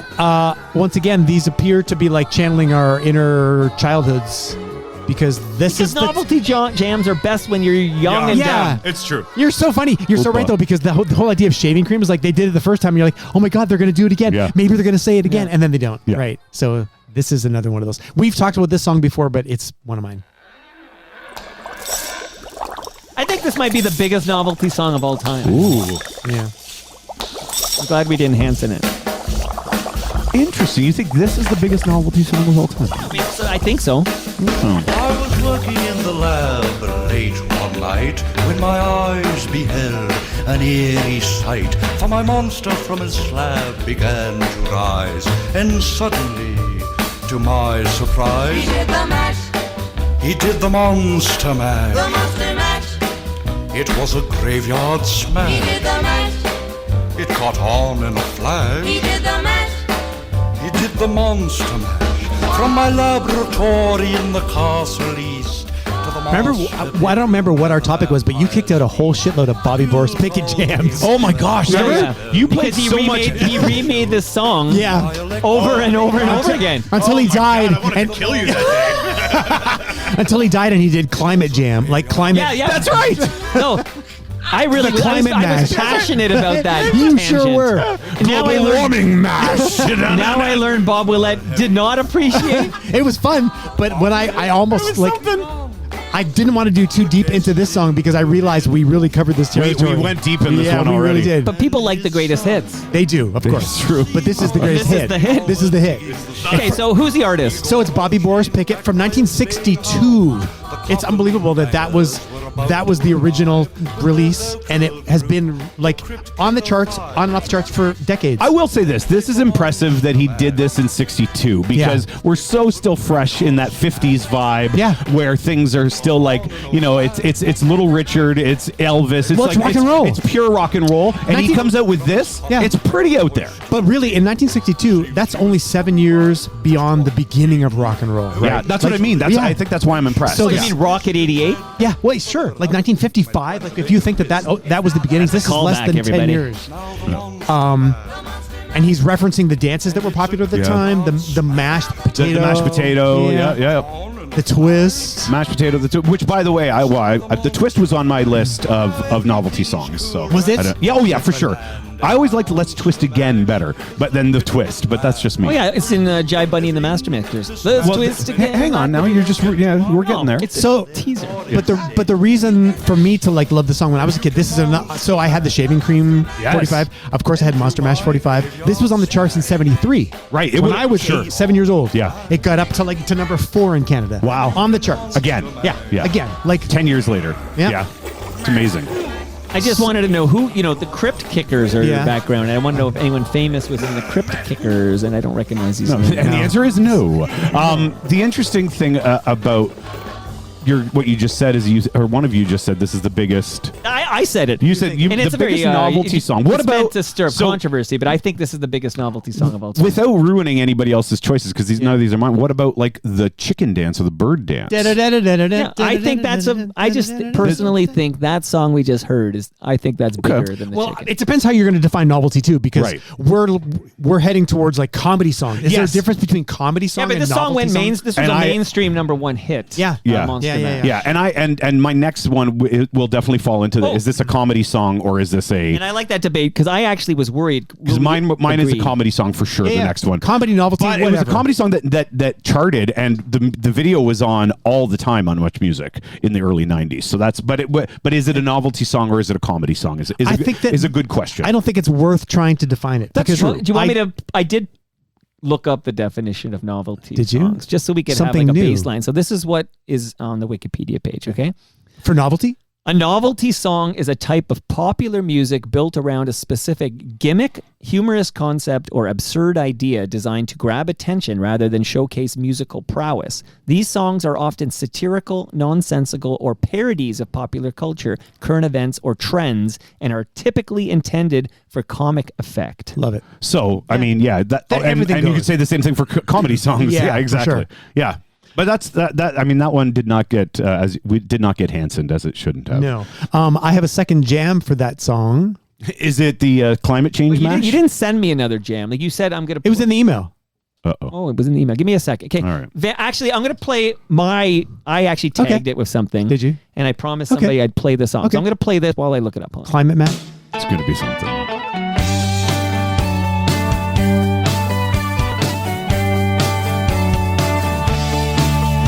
I was Bobby Boris Pickett in a parking lot, Sarasota, Florida. The evening air is not too hot. It's Halloween night, 1992. Bobby Boris Pickett with a pickup band, who are hoping just to make a splash, but thinking not tonight as they all shake hands and crank up the chords to the monster mash. 20 people or so glance up from their beers as Bobby is introduced.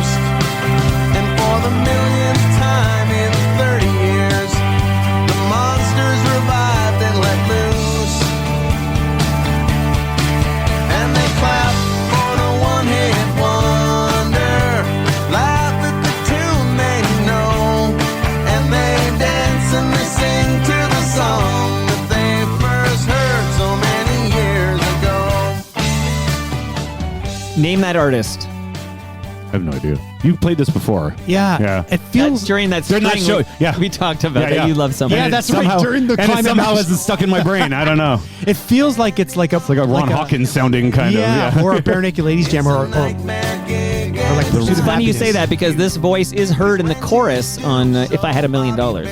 Oh, one of the many singers on that. Yeah. It's got that vibe. The voice. Is this Doug and the Slugs? No, it's somebody Interesting you Canadian. say that because this person asked me to stop comparing him to Doug and the Oh, Slugs. is it Blair? Yeah. That's right. It's Yeah. Blair. Hi, Blair.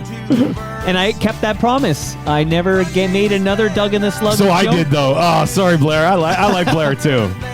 That's funny. So Blair Packham, who by the way in my calendar I can the show Jitters? you. This is Blair this is Solo. Blair Solo, Yeah. okay. This is called One Hit Wonder. It's Amazing. about that song. That Yeah, I like it. Rob just it's a great I like song. it. I think this is a really cool song. It's got a real Queen West vibe though. Look at the Yes, bands we it just. does. I'm like, it could Pursuit of be- Happiness. Yeah, it could be any of those Yeah. guys. That's a compliment. I love it. Except for the fact that he hates Doug and the Slugs. I Right. guess.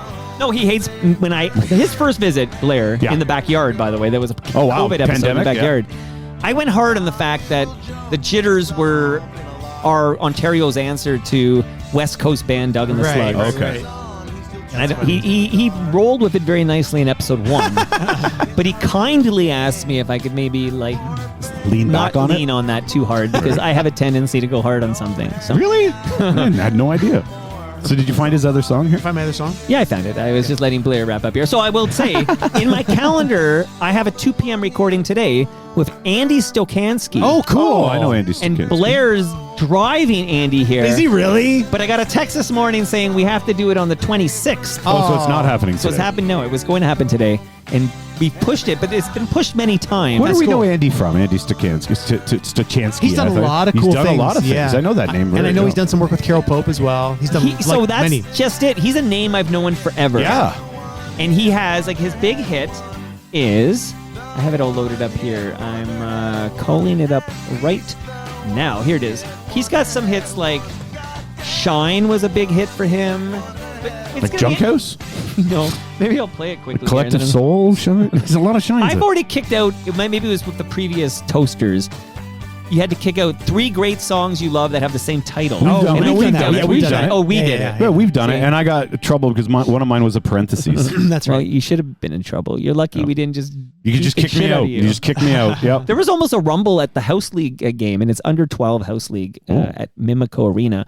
We had a game against the Warren Park Eagle team, and it got so chippy, and there was a stick to a helmet. What? He got kicked Wow. out, and he was going nuts. And one of the dads was yelling at me because we had a player on our team they felt was gooning it at the end with cross-checking geez. and all this stuff. This was a House League game, and, Wow. and this dad who was, and I'm not the coach, okay? I'm just Yeah. the father of one player who my sweet Jarvis. And this guy was yelling at me, and he called him purple shorts. I hope Wow. that doesn't identify the poor 12-year-old kid, but purple shorts, apparently gooning it up, not my kid. And I told the guys, I just closed the door and I said, look, I'm going to take care of my son now. And I just closed the door on this guy. This was a dad yelling at me because he felt a player on our team was gooning up. Well, after one of their players literally took a stick to or had the double-handed? helmet of one of our guys. Anyways, I couldn't believe I was about to witness a brawl or something in the parking lot oh, between yeah. parents. Nothing of surprises me. under 12 When it comes to house hockey, leaguers. and the toxic culture of it, I don't care what level it's at. Nothing surprises me. Yep. But I won't partake. Good for I you. only I know look you out won't. for that sweet Jarvis. That's the only reason I'm there. Of course. Yeah, I remember this. And he played with Ani DeFranco too. Yes, sir. This is Andy's song. Yes, I Andy remember this. Stokansky, Shine. Andy Stochansky, that's it. Yeah. I got my friend Selena's texting me, listening. Oh, wow. And it's also on the chat. What is she saying? It's saying that the Ani DeFranco thing. Hang on. Yeah. I have a whole. So this episode was supposed to record before, and a snowstorm postponed it. I have all my notes. Quite interesting guy. Remember this? Yeah, I don't know this song. This was on. This would have. Actually, I think we even played that on Mix 99.9. Wow. Yeah, I'd say this is the big Andy hit. Yeah. Is this like early 2000s? Earlier, maybe? Is it early 90s? 2000s? Oh no, this is 90s. Yeah, This is is it? 90s. Like I would say, like 97, 98, maybe. Oh, yeah, it's got that sound. So Sure. you ready for Late your 90s. last Monster Mash jam? Yes. Preuss? I don't want to set it up, but you can just play it.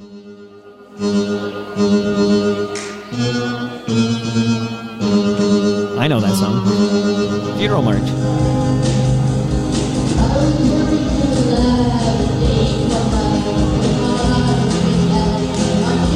I appreciate the potato quality of this recording. Yeah, what is this?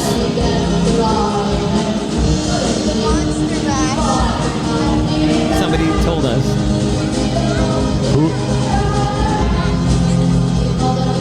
How long would you like me to play this audio, Rob? A little bit more.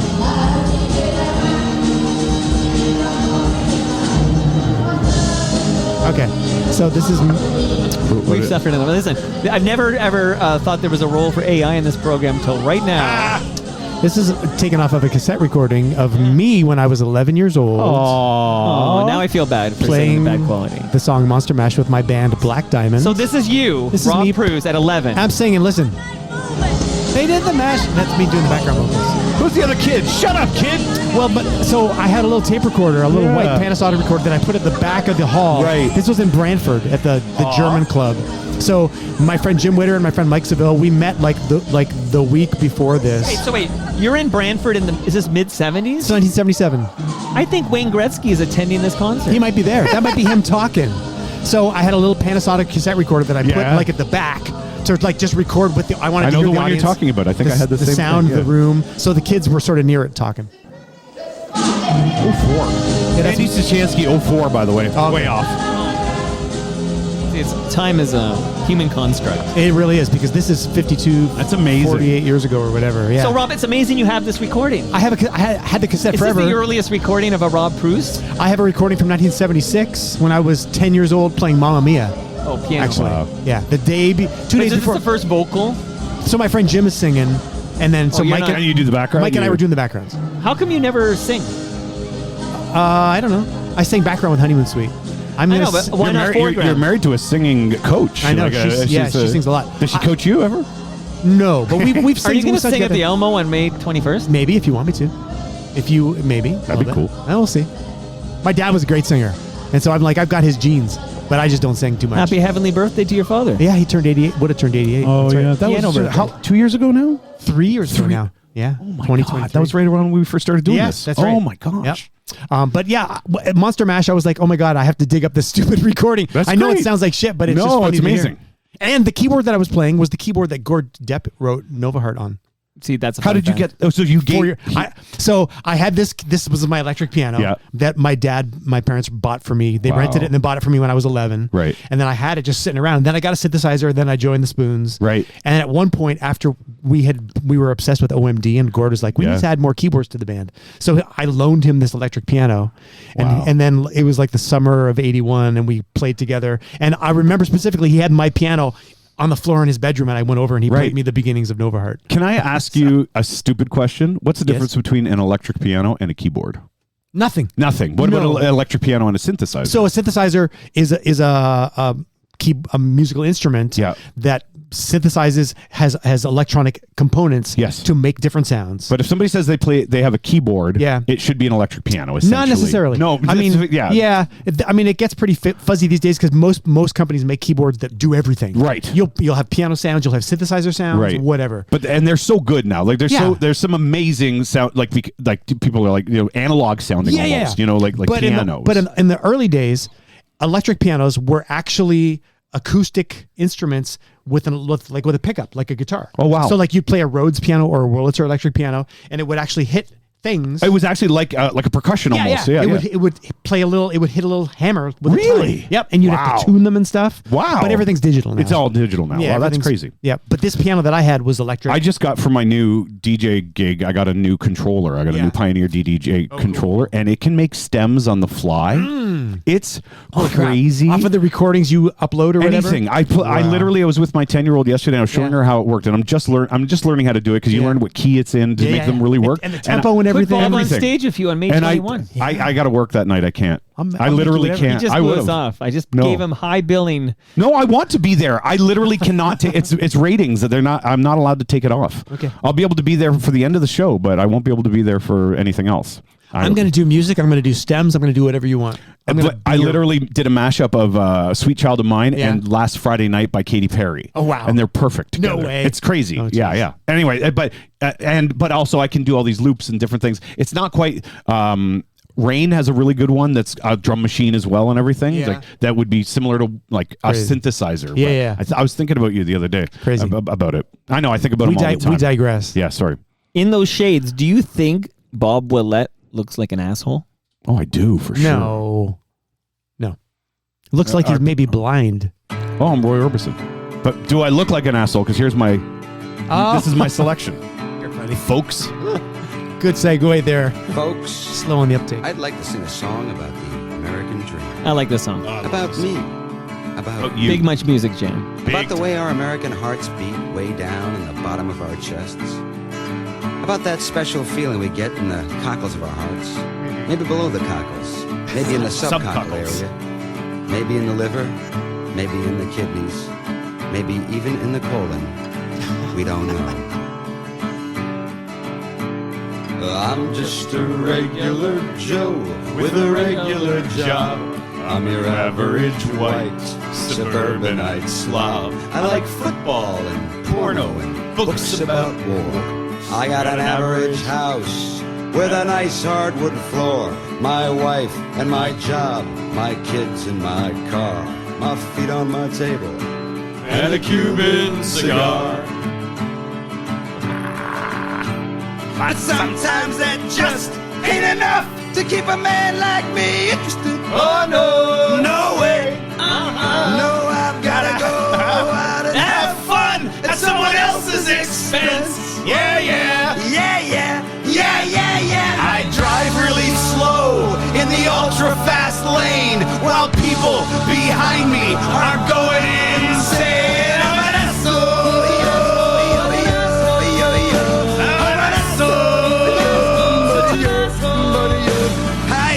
Public toilets and I piss on the seats. I walk around in the summer saying, how about this heat? I'm an asshole. Can't do the next one. Next one's bad. Oh, I'm enjoying this, Bob. Okay.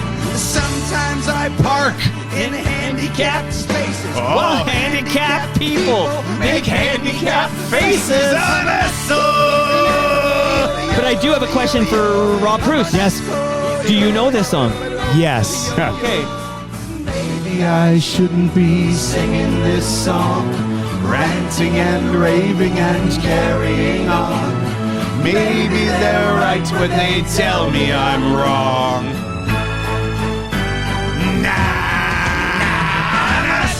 I remember the video. Oh yeah, it was everywhere. Yeah. It was high rotation. And thankful, good news for Andy. There is no cure for cancer. Nope. It's helped her a lot in this Deadpool. That's right. Okay. Do you want the next one? In a second. I just wanted to say how Dennis Leary seems to be outdoing the rounds again. He was just on the he was on the Conan O'Brien podcast. I don't know what he's promoting, but he's the ref release maybe. Yeah, exactly. Sorry, I just kicked your thing there. Sorry about that. That's right. Yeah, I mean this was 92, 93, something like that. I think it was on Frosh. It was on one of the Frosh CDs. This was massive song. Is it a parody? It's not a parody. It's a comedy song, but I think it's a novelty song. 100%. No Cure for Cancer is the album, and I thought I love this. I think it's hilarious. I actually had a little renaissance with it just even before we had this. I don't know why it kind of came to mind, and I was thinking about there's a bunch of during that early 90s. We're talking about comedy albums. Yeah. During the early 90s, you had him.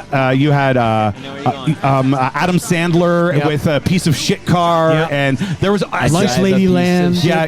That there was some really. They're all gonna laugh at. They're all gonna laugh at you. Yeah, that's right. And so I got on this little kick, and this came up. And don't forget Sean Cullen and his stuff. Oh, Corky and the Juice Pigs, those guys. Yeah, the Arrogant Worms, another Canadian one. Yes. And obviously Kids in the Hall had a bunch of These Are the Days I Know, all that fun stuff. So anyways, but I thought we also from the same album, and Dennis Leary famously Boston Irish. Yes. Here, seeing us tomorrow is St. Patrick's Day. That's right. This is Okay, here we go. I'm an asshole, and I'm proud of it. I'm an asshole, and I'm proud of it. This is an Irish song cool. written by Dennis Leary. It's pretty funny. I played a little bit of this yesterday on my show on Indie 88. They come over here and they take all our land. They chop off our heads and they boil them in oil. Our children are leaving and we have no heads. We drink and we sing and we drink and we die. We have no heads. No, we have. It's like Monty Python. Very much so. Do one more. They come over here and they chop off our legs. They cut off our hands and put nails in our eyes. O'Grady is dead and O'Hanrahan's gone. We drink and we die and continue to drink. O'Hanrahan, no O'Hanrahan.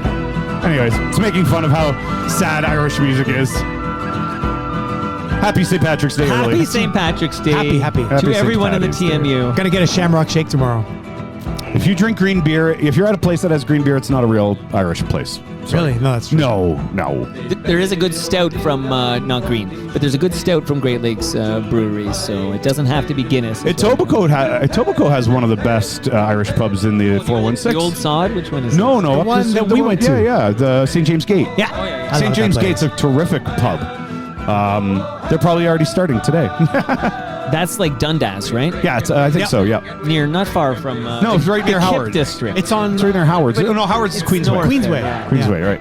Yeah. Okay, very good now. There you go. That was my choice. We're going to roll... Very good. I liked it very much, the Dennis Leary. I'm going to roll right into mine.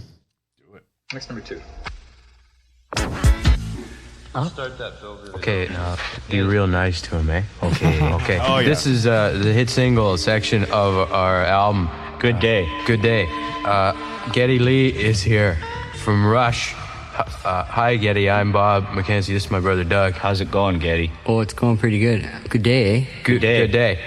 Thanks for coming down to do our hit. Well, it's my pleasure, eh? Did our lawyer call you? Yeah. I'm, $10 is $10. I hope you don't mind, but there's a photographer that's going to be taking pictures of us together to prove that you were here doing the record. In case people don't believe us. Yeah. How come he's not wearing a toque? Oh, he's not from the Great White North, eh? Okay, so if you'd like to put on a toque and some headphones, we can do the hit single now. Sure. Okay? That'd be great. Do you have the lyric sheet? Oh, yeah. Okay. I memorized them.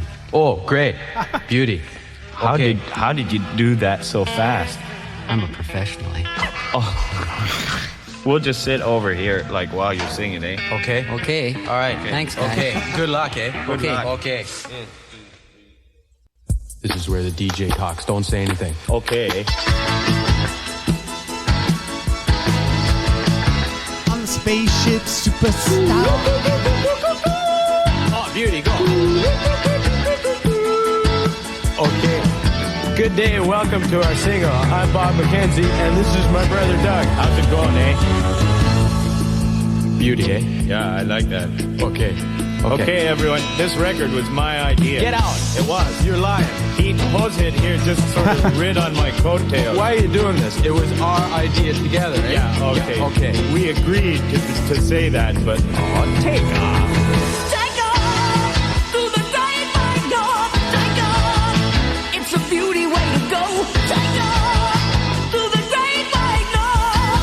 Decent singing, eh? Yeah, he's good. Decent singing. Okay, so good day. Our topic today is music. All right. That's right. Like Take off. My brother and I Eh? are now experts in the field, eh? This is an FOTM jam because, of course, Bob and Doug McKenzie are portrayed by Rick Moranis and FOTM Dave Thomas. This song came out in 1981. Wow. By Anthem Records. Did you know that? There you go. We got Geddy Lee from Rush. Before he recorded that great hook for Tears Are Not Enough, he was recording the great hook and Take Off here. Yeah, that's all he was doing. Yeah. This album is called The Great White North, and would you believe they sold 1 million copies of this album in North America? Oh, in North America, not in Canada. 'Cause that would be diamond in 350,000. Canada. 350 here? That's still pretty amazing. In Canada, it was earned. I was going to say diamond would have been insane. Triple platinum certification for selling 350,000 copies in Canada. Amazing. And it was a hit. Like, this was number 3 album in December 1981. Yep. Went to number 1 in January for a few weeks. So what was it like to be alive, Rob Preuss? Well, we were alive, but we weren't necessarily. It was amazing. I actually, so the Christmas of 1981, my family, we went to Germany to see my relatives over there. One of my older cousins, I brought him this album, and he was obsessed with it. Like, we still talk about it. Like, the Christmas song, you know, I think we've used it before. The 12 Days of Christmas. We've talked about it. Yeah. This whole album is fantastic. Great musicians all over it, and it's just, and I think they improv the whole thing. I mean, it's pretty great. much got into a studio and just did their thing, right? Yep. Yeah. Anyone who watches The Simpsons remembers when they went to Toronto, and this song was featured in that episode from season 13. They played Take Off when they arrived in Toronto. Has anybody watched any of this SCTVs on Prime yet? No, not yet. No. No, I heard that they took out some of the more offensive racial stereotype. Yeah, like there's Dave Thomas as an Asian character that has been eliminated, and I think some of the music has been swapped out because there's not all the original music. Yeah, the right stuff is always a problem. I figured that was going to hold it up. At some the point. right stuff for sure. Yeah, Like if we do another one, maybe you could do it. Well, slow down, eh? Okay. One at a time, right? Don't push the guy. Yeah, eh? okay, sorry. But, thanks for this one. Thank you. And No sweat. Yeah. good day. Good day. Good Good day. Novelty song? Love it. Comedy song. Oh, it's definitely both. comedy. Both, it's yeah. it's a comedy song, but it's a novelty It's song. a comedy. Novelty. And don't worry, I won't play the whole thing. You've already mentioned it, but this song is on that same album, so this might be the song Canadians hear most often from this album. I would say so, yeah, probably. Every December we're going to hear this one. Do you have any fun facts? Okay, so good day. So this is the 12 Days of Christmas. 12 which beers of everybody, Christmas, isn't it? And a beer. Is it called the 12 beers of is it Christmas, called or is it called 12 days? Out the window. I don't know. I thought it was called 12. No, I think you're right. I'll Google it. I think it's called No, I think 12 you're Days of right. Christmas. You're right. But this, what's an interesting fact that they share on the wiki page? Yeah. Here's the quiz. This album goes to the song. Sorry, Take Off goes to number 16 on the Billboard Hot 100 hit singles chart. Yeah, but the best part of this is the wind in the background. It sounds like they're out on the tundra. Yeah. But the most popular Rush song in the U.S. was New World Man, which came out a year later. Didn't reach that high. So Yes. it's just an interesting fact here. And, by the way, if you're a Chum Chart guy, that Take Off went to number 1 Amazing. on the Chum Charts. So. Okay, we're not going to do the 12 Days of Christmas because I don't feel like it. So back to you. It's taking a while to get going there. Yeah. Rob Preuss's final You need the radio novelty edit. song. You need the radio edit. They have a radio edit. Yes, of course they do. Of course they do. It's such a good. But this opening is so great, though. Okay, we'll hear it. Listen to the choirs. Christmas. As you wish, There's lots Bruce. of ideas in here, so listen and don't get stuck. Okay. There it By goes. the way, that's Here comes the me on Casio. organ. Yeah. You start. That's a Roland Jupiter 8. On the first day of Christmas, my true love gave to me a beer.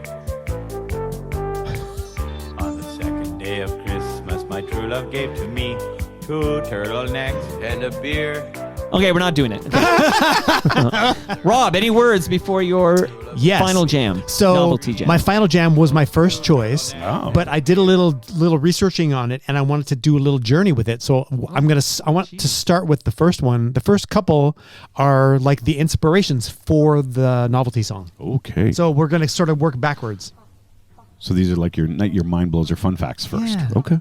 What are you, Tarantino? Mixing shit up on Yeah, me? a little broken Come on. narrative. But you got to turn it up. The first one is kind of quiet. Up on the lomus I lay, up on the lomus I lay, I looked down to Bonnie Loch Levin and saw 3 bonny pipers play. The camels are coming, the camels are coming, the camels are coming to Bonnie Loch Levin, the camels are coming, Is this about Tyler Campbell? Great Argyle he goes before, he makes the cannons and guns to roar. With sound of trumpet, pipe and drum, the camels are coming, the camels are coming, Sounds like a horror movie. It sounds like one of us. One of us. And Freaks. The Campbells, they are all with arms, they loyal faith and truth to show. With banners rattling in the wind, the Campbells are coming, oh, oh, oh. The Campbells are coming, oh, oh, oh. The Campbells are coming, oh, oh, oh. Okay, now segue into number 2. The Campbells are coming, oh, oh, oh. The Campbells are coming, oh ho, oh ho. The Campbells are coming, oh ho, oh ho. The Campbells are coming to Bonnie Loch Leven. The Campbells are coming, oh ho, oh ho. Upon the Lomans I lay, I lay. Upon the Lomans I lay, I lay. I looked right down to Bonnie Loch Leven and heard the bonny pipers play. Can I do 3? Okay. If a body meet a body coming through the ride. Remember when you ran away and I got on my knees and begged you not Sounds to like the beginning of Rainy Day because Woman. I'd go berserk? Well, you left me anyhow. I know this song. And then the days got worse This was a big hit. and now you see I've gone completely out of my mind. And they're coming to take me away, ha-ha. They're coming to take me away, ho-ho, hee-hee, ha-ha. To the funny farm where life is beautiful all the time. And I'll be happy to see those nice young men in their clean white coats, and they're coming to take me away. You thought it was a joke, and so you laughed. You laughed when I had said that losing you would make me flip my lid. Right? You know you laughed. I heard you laugh. You laughed and laughed, and then you left. But now you know I'm utterly mad. And they're coming to take me away, ha-ha. They're coming to take me away, ho-ho, hee-hee, ha-ha. To the happy home with trees and flowers and chirping birds and basket weavers who sit and smile and twiddle their thumbs and toes, and they're coming to take me away, I cooked your food, I cleaned your house, and this is how you pay me back for all my kind, unselfish, loving deeds. Ha? Well, you just This wait. is the song, They'll right? find you yet, and when they do, they'll put you I remember in when this the guy died. ASPCA, you mangy mutt. And they're coming to take me away, ha-ha. They're coming to take me away, ho-ho, hee-hee, ha-ha. To the funny farm where life is beautiful all the time. And I'll be happy to see those nice young men in their clean white coats, and they're coming to take me away.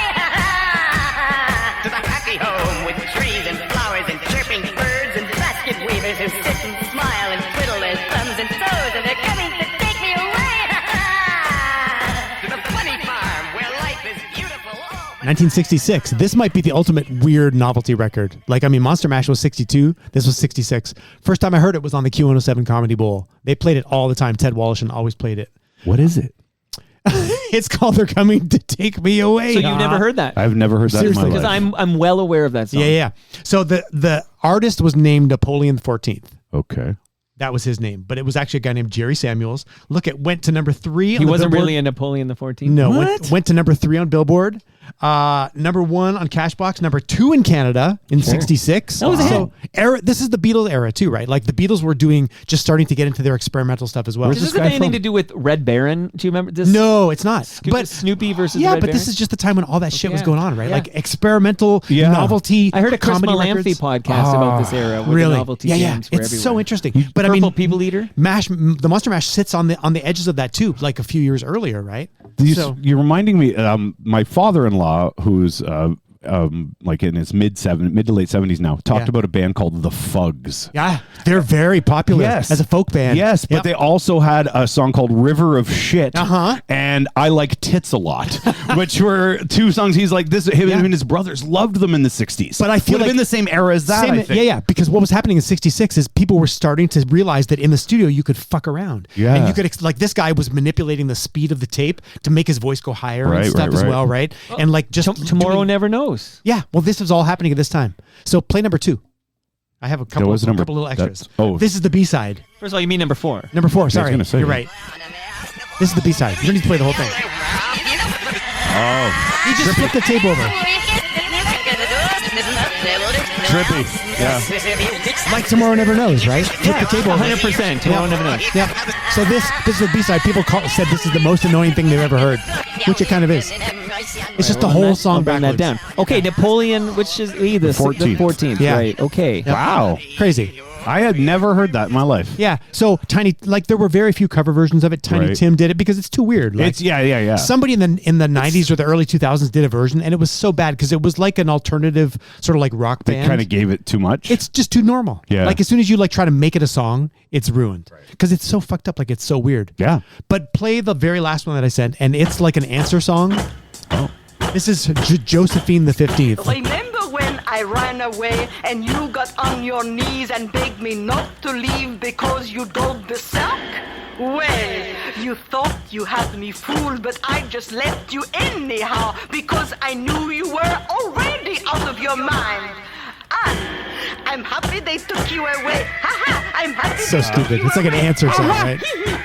To the funny farm where life's hysterical all the time. And answer songs were all the rage. They back were all then. the rage, right? And often with pop singers, if you had a hit with one song, you'd try to write a follow up that was kind of like the same kind of song. Well, like Let's Twist Again. Yes, exactly. Yeah, for sure. And like all the Monster Mashes, Well, right? But yeah, only one of those was a hit. Yeah. Chubby Checker made a Oh, hit. hey, absolutely. Yeah, yeah, it's hilarious. But I mean, music was so much freer, and there's so much more. Well, you don't mean freer. You mean you had all the gatekeepers back then. You had creative freedom though to do shit, and the gatekeepers were letting you do the shit, and people were buying the Yeah, but records. the guy at Chum said you're not getting on the air. You were fucked. Yeah, but so what? Like, I mean, that's Okay, but that's not freer. well, no, but now Paul McCowan over here is listening closely.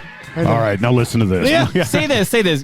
Greetings and salutations. Yeah, greetings and salutations. I have to see a picture of Bob McCowan. Yeah. Fadoo. There's a bunch of what do you used to I don't say? give a flying fadoo. I don't give a flying fadoo. That was his thing. You know, it's not our too guest late. Today, our guest today is Stephen Brunt. Right. Brunt, how are you today? Damien Cox song. Damien Cox. Yep. Jesus. Yeah. You don't need to play this whole thing because it gets old fast. Nothing That's is really as old cool. as shaving cream, though. No, I can listen to it. They're going to take us away more than once. Okay. Yeah. There is so before we get Bob's last jam, I want to say thank you to Palma Pasta for Yeah, catering really. my daughter's 10th birthday party. Oh, yeah. It was amazing. Wow. Palma Pasta is delicious. Do you guys need a lasagna? I have a frozen lasagna in the freezer. You can have it if you want. I'm good. I got one right now. Are I you still have going one. back to Burlington or New York? I'm going to both today. I'm going to stop in Burlington on my way back to Queens. So you got to go west Yeah, and yeah, then yeah. go all the way. Okay. Yep. So I'm do good have, for lasagna. No, I'll take a couple of beers. Though. How do you come across the border? Lewiston. Oh yeah. Yep. So yeah. You got to go that way anyway. Yep. Yeah, Yeah. It's not on the way. Yeah. Do you stop at that Sir Isaac Brock Memorial? No. Sure. Just every time for the hell Pay of it. tribute to Stop and- Isaac Brock? Yeah. Okay, that guy's a badass. Okay, so before I Yes. click play on Bob's final jam, there is a song that is getting Hanson today, and I and an artist is getting Hanson actually as Gangnam well. Style? But no, that's not what. What does the Hanson. fox say? This There's song, so I many- think, in my opinion, this song is getting Hanson. Okay, like to me, because I'm a Dr. Demento guy. Yeah. To me, this was the definitive Demento song. That's true. Do you agree, Rob? You should have picked it.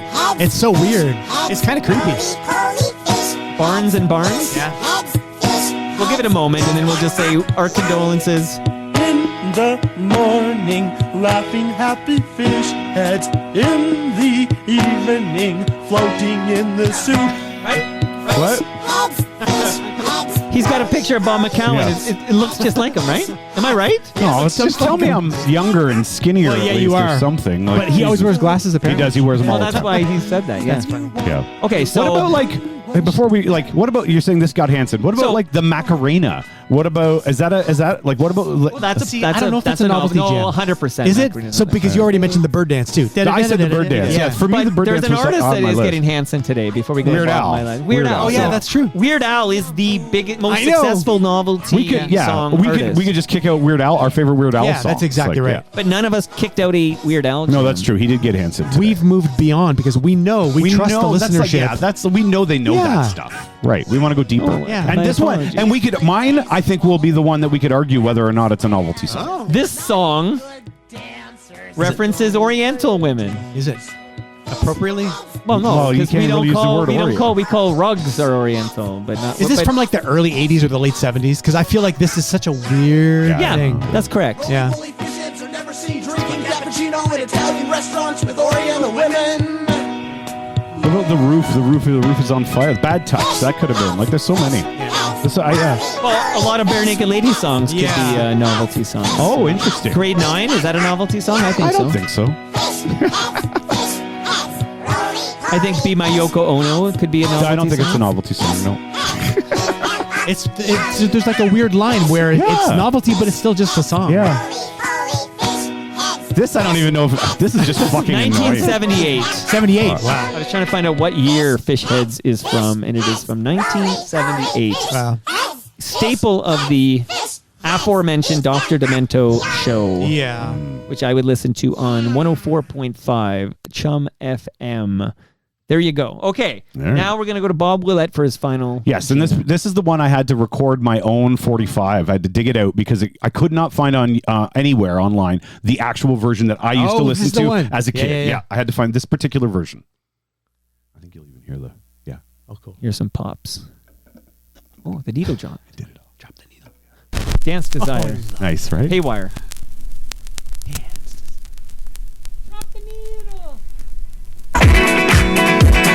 Turn that down a little. It's a little hot.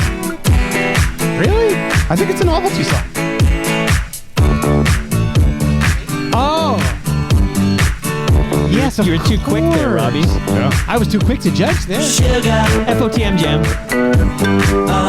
Honey, honey. Sorry, it's a little hot. I didn't realize. You are my candy girl. Never recorded from my vinyl before. You got me wanting you. Honey, sugar, sugar. You are my candy girl, and you got me wanting you. 1, 2, 3, 4. This happened once before. I came through your door. This is a good novelty jam. Is it a novelty jam? Yeah, okay. They said it wasn't you, but I saw you peek through your window. Doom, doom, doom, doom. You know, if you break my heart, I'll go, but I'll be back again. 'Cause I told you once before goodbye, but I came back again. As a girl that you wanted to be, she said, baby, can't you see? I wanna be famous, that's all of this cream, but you can do something in between. Baby, you can drive my car. Yes, I'm gonna be a star. Baby, you can drive my car, and baby, I love you. This is a short version. It's like, Listen, do you want to know a secret? Do you promise not to tell? Whoa, whoa, closer. Let me whisper in your ear. Say those words you love to hear. I'm in love with you. Try to see it my way. Have to keep on talking till I can go on. we've gone this far. We might as well wait till the thing comes on. We got 90 seconds left. It's up to you. Well, I just want to hear that after we can work it out. It goes into the name of the song. After I should have known better. Well, might as well do it. I should have known better when I got like you, that I would love everything that you do, and I do. Hey, hey, hey. Oh no, it's still got more. I forgot. Yeah, I think that's why I like this one. It's got less of the. You're gonna lose that girl. So this is, of course, Stars on 45.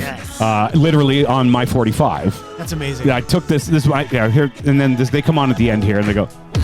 There you go. That's them doing the Stars on 45 thing. Now, everything I found online all started with that. Oh. Yeah, I couldn't find this actual. There's a 12-inch version. Yeah. There's a whole bunch of. I couldn't find the version that I had as a kid. So I dug it out. That's and important I found to find. It was because so for me, this was a novelty song because it's like it's a mashup. It's an early, it's a medley. I know for sure. But for me, this was one of the first novelty songs that I got to know all these Beatles songs as a kid because of this. And how they got the permission to do this, I still have no idea. It's just licensed. I mean, I'm sure they licensed it. Oh, of course they did. Yeah, but so like this is before also, Michael. Are they covers? Yes. Yo, that's all covered. That's that's cheaper. And there was a whole, like the Stars on 45 universe. They did so many different ones. They did. But this is the one I think was it the first? I actually don't know. I feel like it was the first one, but I feel like it's actually important in the scheme of music because if it wasn't for that, my number 2 is like now in the late 80s, you get Jive Bunny and the Master Mixer. Of course. This was huge at weddings. Yes. This is in the Swing the Mood, it was called. It was great. The Jive Bunny stuff. I had the CD. Were they European as well? I think he's from London, actually. Okay. I think the original Stars Jive on Bunny. 45 were like Swedish or something, right? Yeah, something like that. I actually didn't do any research. I just thought about what it led to. Yeah. But I remember, my dad was in '86. I'm 10. My dad started disc jockeying for Disc Jockeys Unlimited for DJU, and this is back when grandparents still wanted to hear, like, I want to hear a foxtrot, and I want to hear. You're right. Remember hearing that? Like, I want to hear, and then you want to know every word of this fucking song. Oh, me too. And a waltz, and you want to hear Glenn Miller. Yeah. Those people were still alive dancing, right? And so when this came out, it was a great transition from that old. The time in '86 to when this music was made is probably shorter than the time between now and '86. And for sure, absolutely, it is. It's weird. It's 30 years. Yeah, exactly. This That's is like 40 the Back years to ago. the Future thing. Like if we were going to recreate it, we'd go back to 2000. And then I thought, so that was kind of my thought with it. And then I grabbed one more recent, more contemporary usage of what the medley, but also the mashup. And this was more from Mike than anything. This is Girl Talk. But this is Girl Talk, kind of like the Danger Mouse thing. Where Listen, I could kick out Girl Talk every episode. I know you love Girl Talk. That's so why I many brought it songs up. trigger Girl Talk. I would argue all of these are novelty songs. Yeah. I think this is a novelty. I think Girl Talk is a novelty act. 100%. Yeah. Because you got. But I have a bonus fun fact for you. Oh, please do. A little more, just to give Rob a vibe of Girl Talk. There's a few Girl Talk. Feed the Animals. There's a few. You gotta dive in, man. Yeah. There's a lot of Queen in there. Really? Yeah. Oh, yeah. A lot of, he samples a lot John. of Queen. Really? Yeah. It's really good. I have a bunch of kind of more I guess unofficial mashups that I've collected along the way when I've been DJing and stuff. There's a ton of them out there. Yeah. I have a great It's Not Right But It's Okay by Whitney Houston with this house music thing. Do you know that's Concan, Barry Harris? He does that famous remix. Oh, okay. I don't have. That's not the one I'm talking it's a about. One? Okay, because Barry Harris has a famous one remix is of that 10,000 song. Spoons. It's called or something. Yeah. When all you need is a knife. Yep. Oh, that's funny. So wait, Girl Talk? So anyway, that was it. That was my novelty. Regulus. Those are all novelty tracks. So I was thinking about this because you sent these 3 jams, and I love the Jive Bunnies. I love the Girl Talk. I didn't have Stars on 45 was huge when I was a kid. I loved it. It got me thinking of Harry Nilsson. Yeah. Do you know Harry Nilsson, Rob Preuss? Yes. Personally? No. So I'm going to play. I have to go to YouTube for this. I didn't load it up. It's kind of on the fly here, okay? My babe, don't buy me presents. How can you laugh when you know I'm down? Beep, beep, beep, beep. Yeah! I got something to say that might cause you pain. If I catch you talking to that boy again, gonna let you down and leave you. Oh, I don't know this. Gonna let you down and leave you. Didn't he have sons that were twins? Oh no, that was Ricky Nilsson. Sorry. You can't do that. I never heard this from Harry Nilsson before. This is from 67. Yeah. Wow. It's credited as the first mashup song. Wow. Oh. So there's 18 Beatles songs in this. Seriously, I never knew he did this. And it's from Pandemonium Shadow Show. It's a cover of You Can't Do That, Beatles song. And it was a hit. Wow. Wow. His first hit as a performer. This Top was his 10 in first hit? Canada. Wow. Yeah. Oh, wow. That's really cool. Yeah, he did songs for the Monkees in those days and stuff as well, right? Wow. Like, Cool. this is super cool. Yeah, I don't know how to wear this. 'Cause I'm the one who stole your love. And what's this called? But if it's You Can't Do That. It's a cover of a Beatles Super song. cool. Yeah, he was amazing in the studio. talking that way, they laugh in my face. So please And all the backup singers are Harry. Wow. He did it all, yeah. I can't help this feeling. I go out of my mind. Gonna let you down and leave you flat. Gonna let you down and leave you. We'll roll right into my last jam, gentlemen. This is a segue out of Bob's jam. That's right. It's a good related It's song. like the OG mashup, and then you Yeah. got Stars on 45, Yeah. then you got Jive Bunnies, you got Girl Talk. So cool. Good that you thought of this. That's really cool. Yeah. Strawberry Beatles forever. Oh, nice.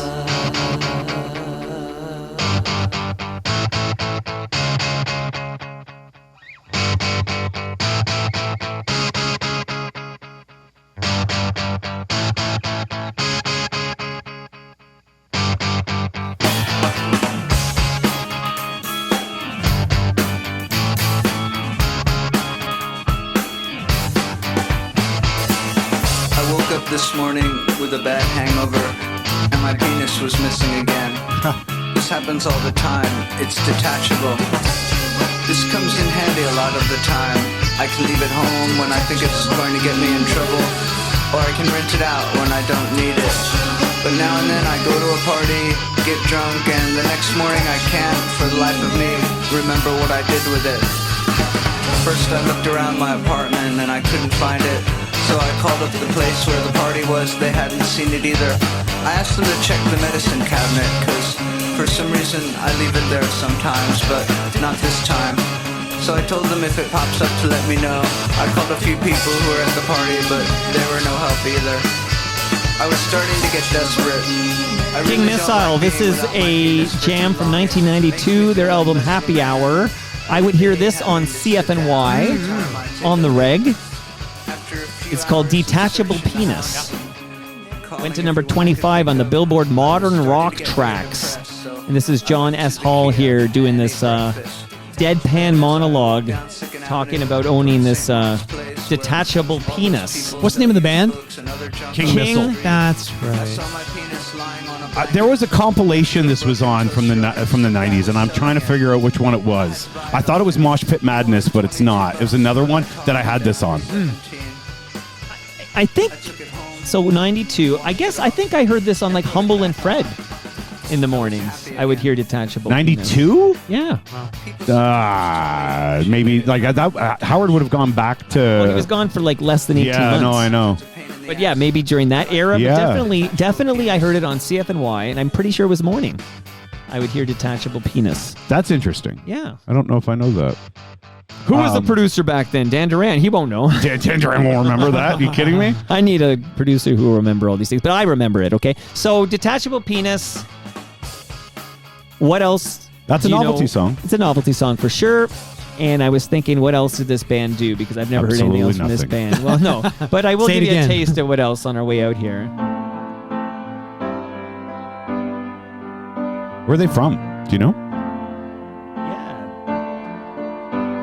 They're from the United States of America. Jesus was way cool. Jesus Everybody was liked way cool. Jesus.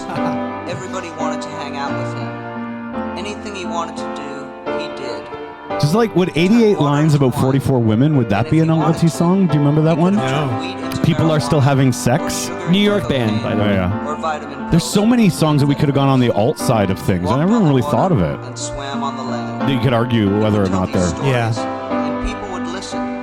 He was really cool. If you were blind or lame, you just went to Jesus and he would put his hands on you This is and great. you would be healed. That's so cool. That's so cool. He could have played guitar better than Hendrix. He could have told the future. He could have baked the most delicious cake in the world. He could have scored more goals. I like this song better than the detachable penis. He could have danced better than Baryshnikov. It's interesting. Well, I like the fact that the vocals are all in the left Yeah. and the. Is this on the same album? Jesus was Wow. way cool. He told people to eat his body and drink his blood. That's so cool. I love this. Jesus was What's so this called? Jesus was way cool. I love it. You know what's funny? I was thinking of, before you mentioned Jesus Christ Superstar, I was thinking about it this morning. The one line that Tim Rice changed in the show, he took out the line, one thing I'll say for him, Jesus is cool. He rewrote that, and it's the worst line now. He rewrote it for the one that they're doing now? For like the recent one, the recent version. Yeah. And he took that line away, and it makes I love me that so line. mad. Me too. And One you're talking about thing I'll Superstar. say for him, And this is Jesus is cool. Yeah, it's the best line in the whole show. Why did he take it away? He wanted They're to coming rewrite. to take it away. They're coming exactly. to take it away. I don't remember why. This is a really cool song, though. I do. What's this one called? Jesus was way cool. He was also a carpenter. That's right. And Jesus It's Richard was just and all right to me. Jesus Richard was just all right. and Karen and Jesus. Is that what it was? That was Jesus Christ Carpenter. That's his name. Jesus Christ Carpenter. Related.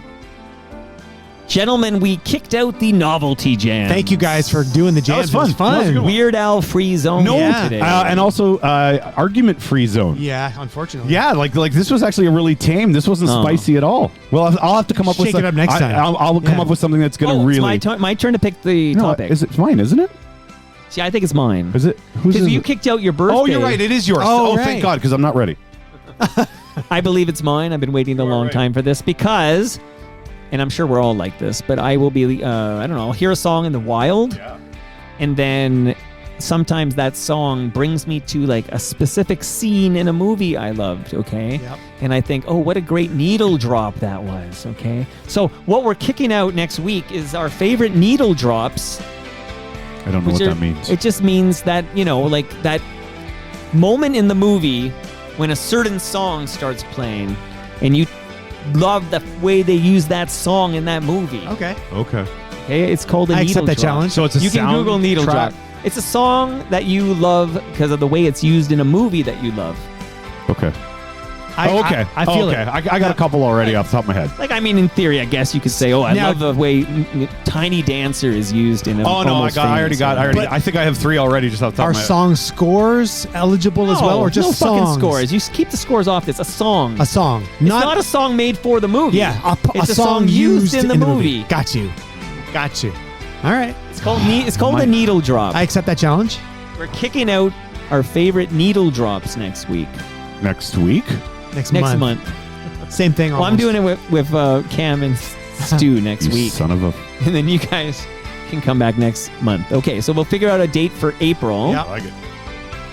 Come see Rob Preuss and I at the Elma Combo for fuck's sake. Yeah. Right, Rob? Yep, May 21st. You're the nicest guy in the world. Why don't you order the TMU to go to torontomike.com, click Elmo gig at the top. You can go pee if you want. Yeah, I and will. then Going buy to. tickets to see us at the Elmo. I order you to come see us at the Elmo. That doesn't sound very. You're not like. Buy a ticket. And listen to me on the radio. We haven't started. Yeah. Oh, listen to Indie Listen 88. up. That's right. Excuse Indie 88 Tonight. for the popification of the playlist. They're laughing all the way to the bank. All the way. They're Not- laughing all the way to the bank. I did hear Bob. I was driving to soccer in Woodbridge yesterday and heard Bob, and I can't remember the song, but I know it was a song he said. I can't remember if he said it after or before, whenever he names the song or whatever. And I was thinking, oh my God, Indy played that. Like, that's unbelievable. They played that. It was the most like mainstream. Katy Perry or It might have Bruno been some- Mars, but probably. but I hear a lot of Bruno Mars. Something like that, where I actually had a moment of like, oh, Indy plays that now. Yeah. Like they're laughing all the way to the bank. Interesting. It's working. No, I'm saying you're laughing all the way bank because it's good for the business. Yeah. But it is an interesting change. I think we're doing a good job of still trying to maintain. We're still playing Mother, and we're still playing a lot. We're playing Metric, and we're playing a bunch of stuff that people don't play still. I think we're still trying to stay true to the heart of the station, but we got to make money, man. And that brings us to the end of our 1,865th show. Go to torontomike.com for all your Toronto Mike needs and go to the link for Elmo gig and buy a couple of tickets for May 21st, 2026. Much love to all who made this possible. That's Great Lakes Brewery, Palma Pasta, Nick Ieni's, RecycleMyElectronics.ca, and Ridley Funeral Home. See you all later this week.